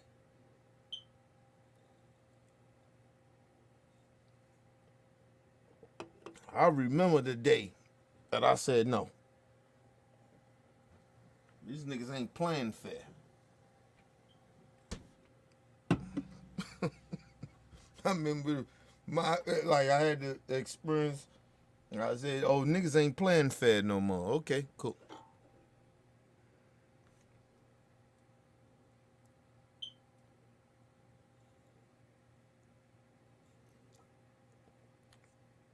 Listen, I'm gonna tell you some real shit, right? And I'll probably not tell y'all this. The real shit. I remember when gunplay was real for me.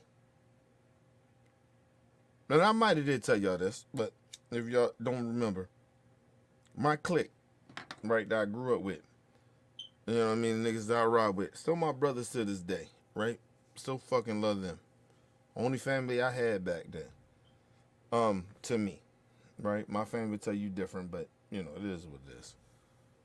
And that street life, that was my family, right? And still to this day, I still love them niggas. But I had to stop fucking with my niggas that was like my family. Ain't even real family members, that was blood to me.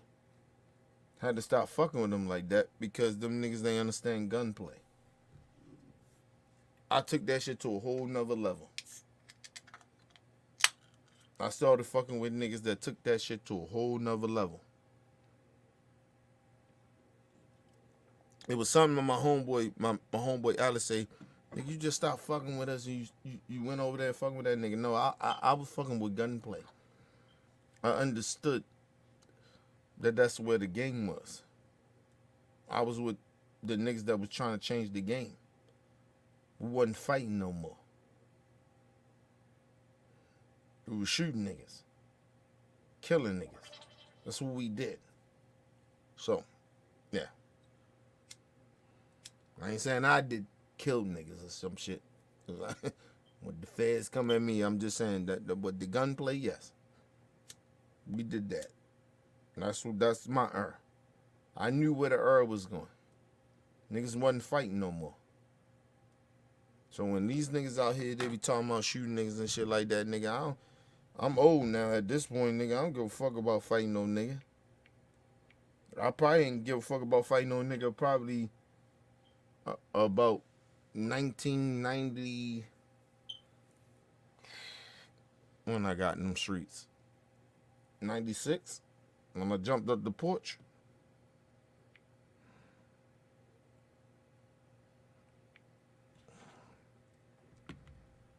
Yeah, when I jumped up the porch, about 96.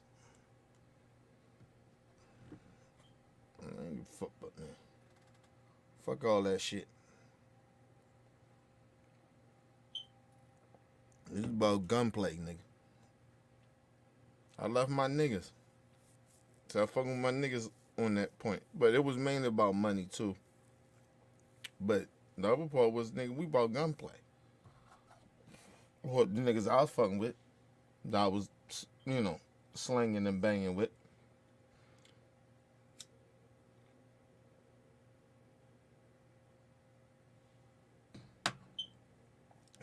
We was out that bitch gang banging. That shit was real for us. So a lot of you young niggas don't get that shit twisted about niggas like me in that age range a little bit that don't kiss your ass and you know, or they get a little old or something like that. Like, them niggas. Listen, a lot of times, bro, we come from that generation. We created. I'm saying we don't come from that generation. We created that generation. With how y'all niggas be acting crazy. No, smoking packs and all that other shit. Nah, that's something different. That's some shit y'all created. But we ain't never talk about the dead like that. At all. Now, we may brag around the hood like, yeah, I killed that nigga or some shit like that. But that ain't no shit that we would do. Because a lot of times when you snitch and brag about that shit, you going to jail or your ass going to die because a nigga going to try to kill you out of that. Let's go to a quick commercial break, people. We be right back.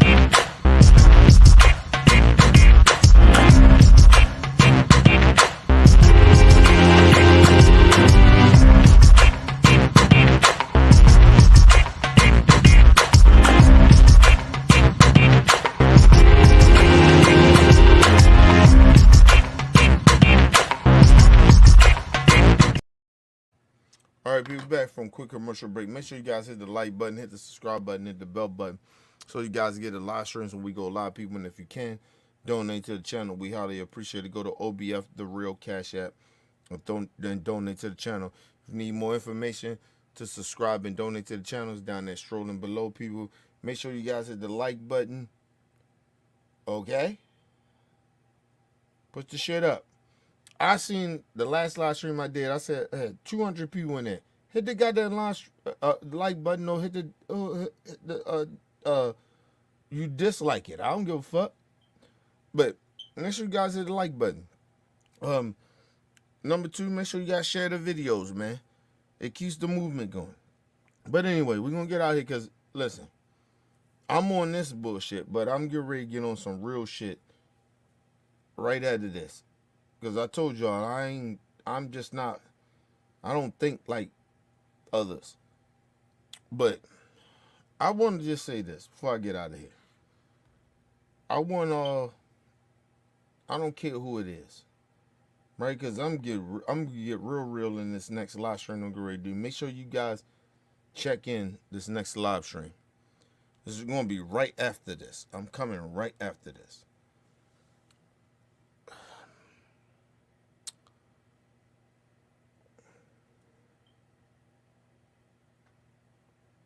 Always, well, I ain't gonna say always. Hopefully y'all understand. Regardless of what position that I'm in life, I feel pain. Because, and I love my wife, I love my daughter, I love my godkids, I love my nieces and nephews, I love them all the people I love y'all, right? I still feel alone in the world. But that's because I come from nothing. That's where I come from not having parents, and there's not really no guidance there. I had to learn everything that I know, right? To right now, or what y'all hear from me. I had to learn this from family members that weren't my parents and friends of mine I grew up with, or older elderly people, or older brothers and sisters that's no longer here, that's dead.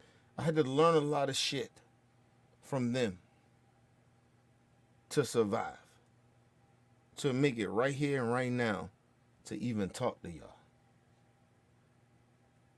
So, when I tell y'all I'm blessed, that's why I don't move around with a lot of like fear. It's for a reason. I still fear shit, but I just don't fear the shit that y'all fear.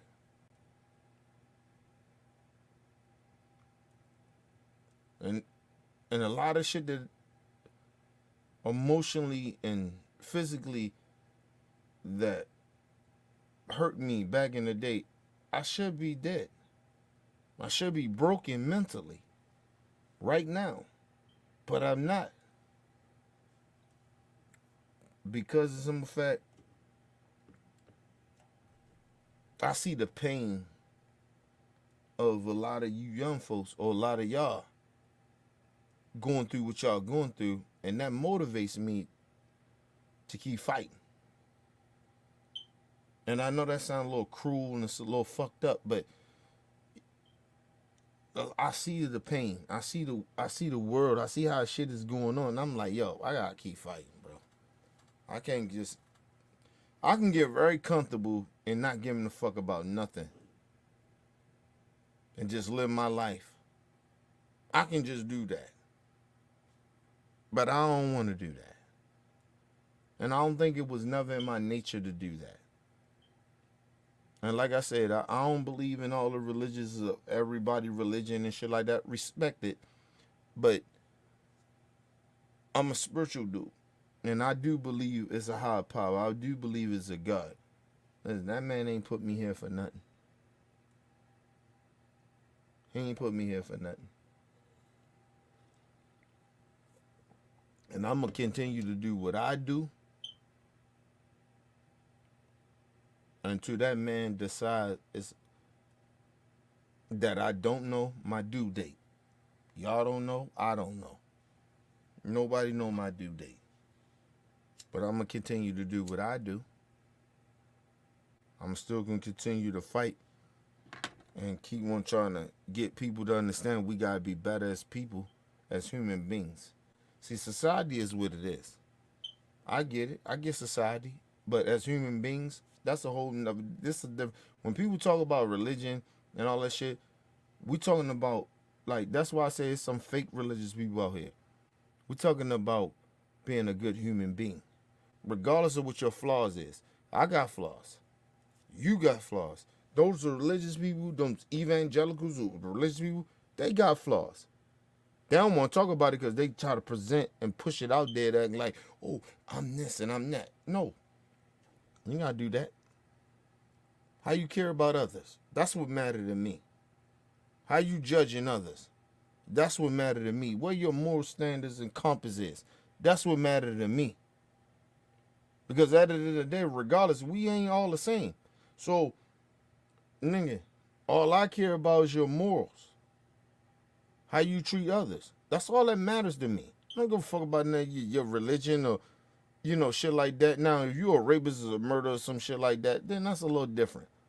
But if you just are, these religious folks and people that claim that they better and they, come on, man. Stop that.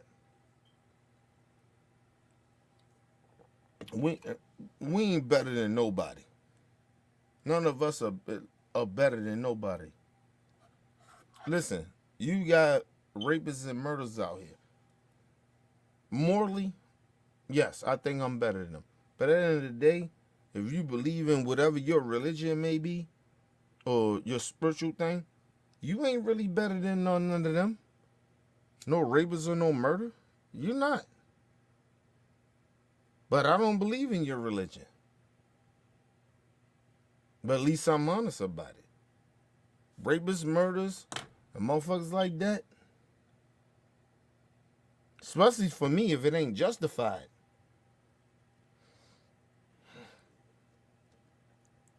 You ain't shit. And yeah, I'm better than you.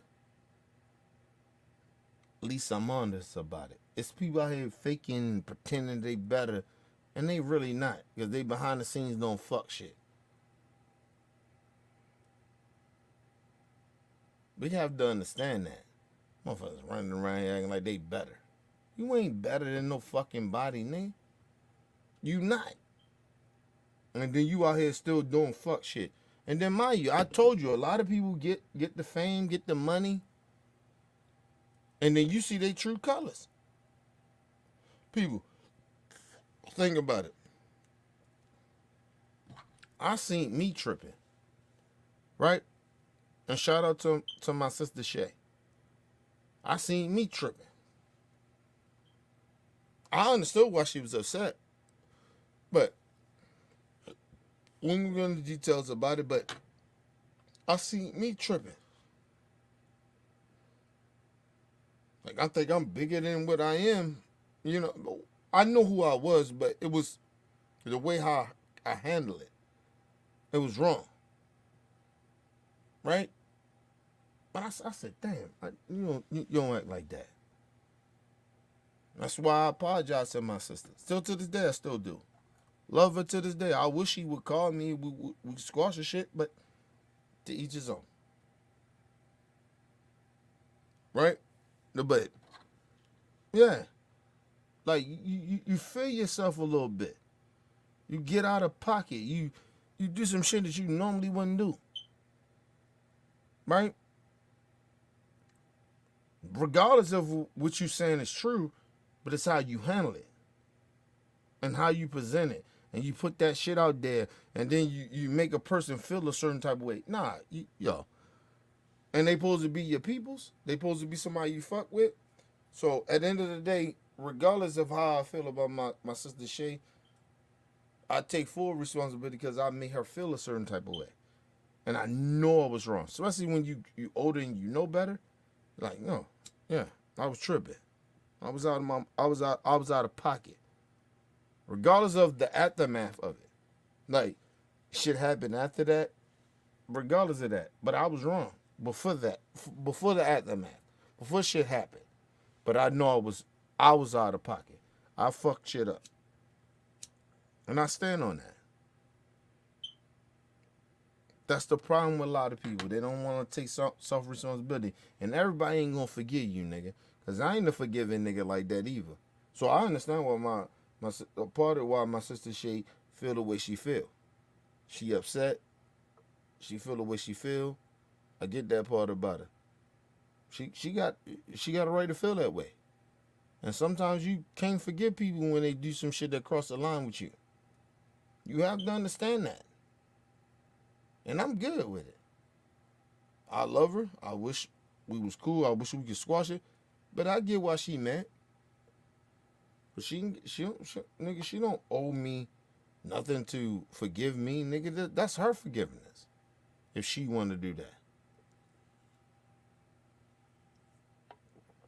People gotta understand that. I ain't mad about it. I'm disappointed because I feel like we could work it out, but that doesn't mean that she's okay with it. She ain't in the space to, and she don't have to. Because forgiveness is about the person that want to forgive or not.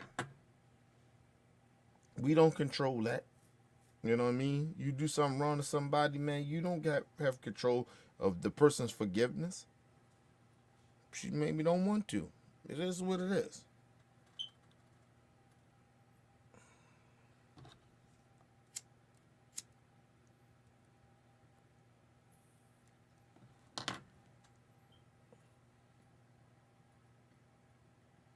Y'all ready for the other racist? I'm not racist shit. Y'all ready for the other live stream? Tell somebody, know somebody. Listen, we get ready to go real deep on this next shit. But at the end of the day, with Bill Haney way too. My whole point is Bill Haney is way too old, and I'm gonna leave it as that. Bill Haney is way too old to be acting the way he's acting. He's way too old to be acting this way. So, leave your comments, hit that like button, support your boy. It's your boy, Mr. OBF. Peace and love to the world.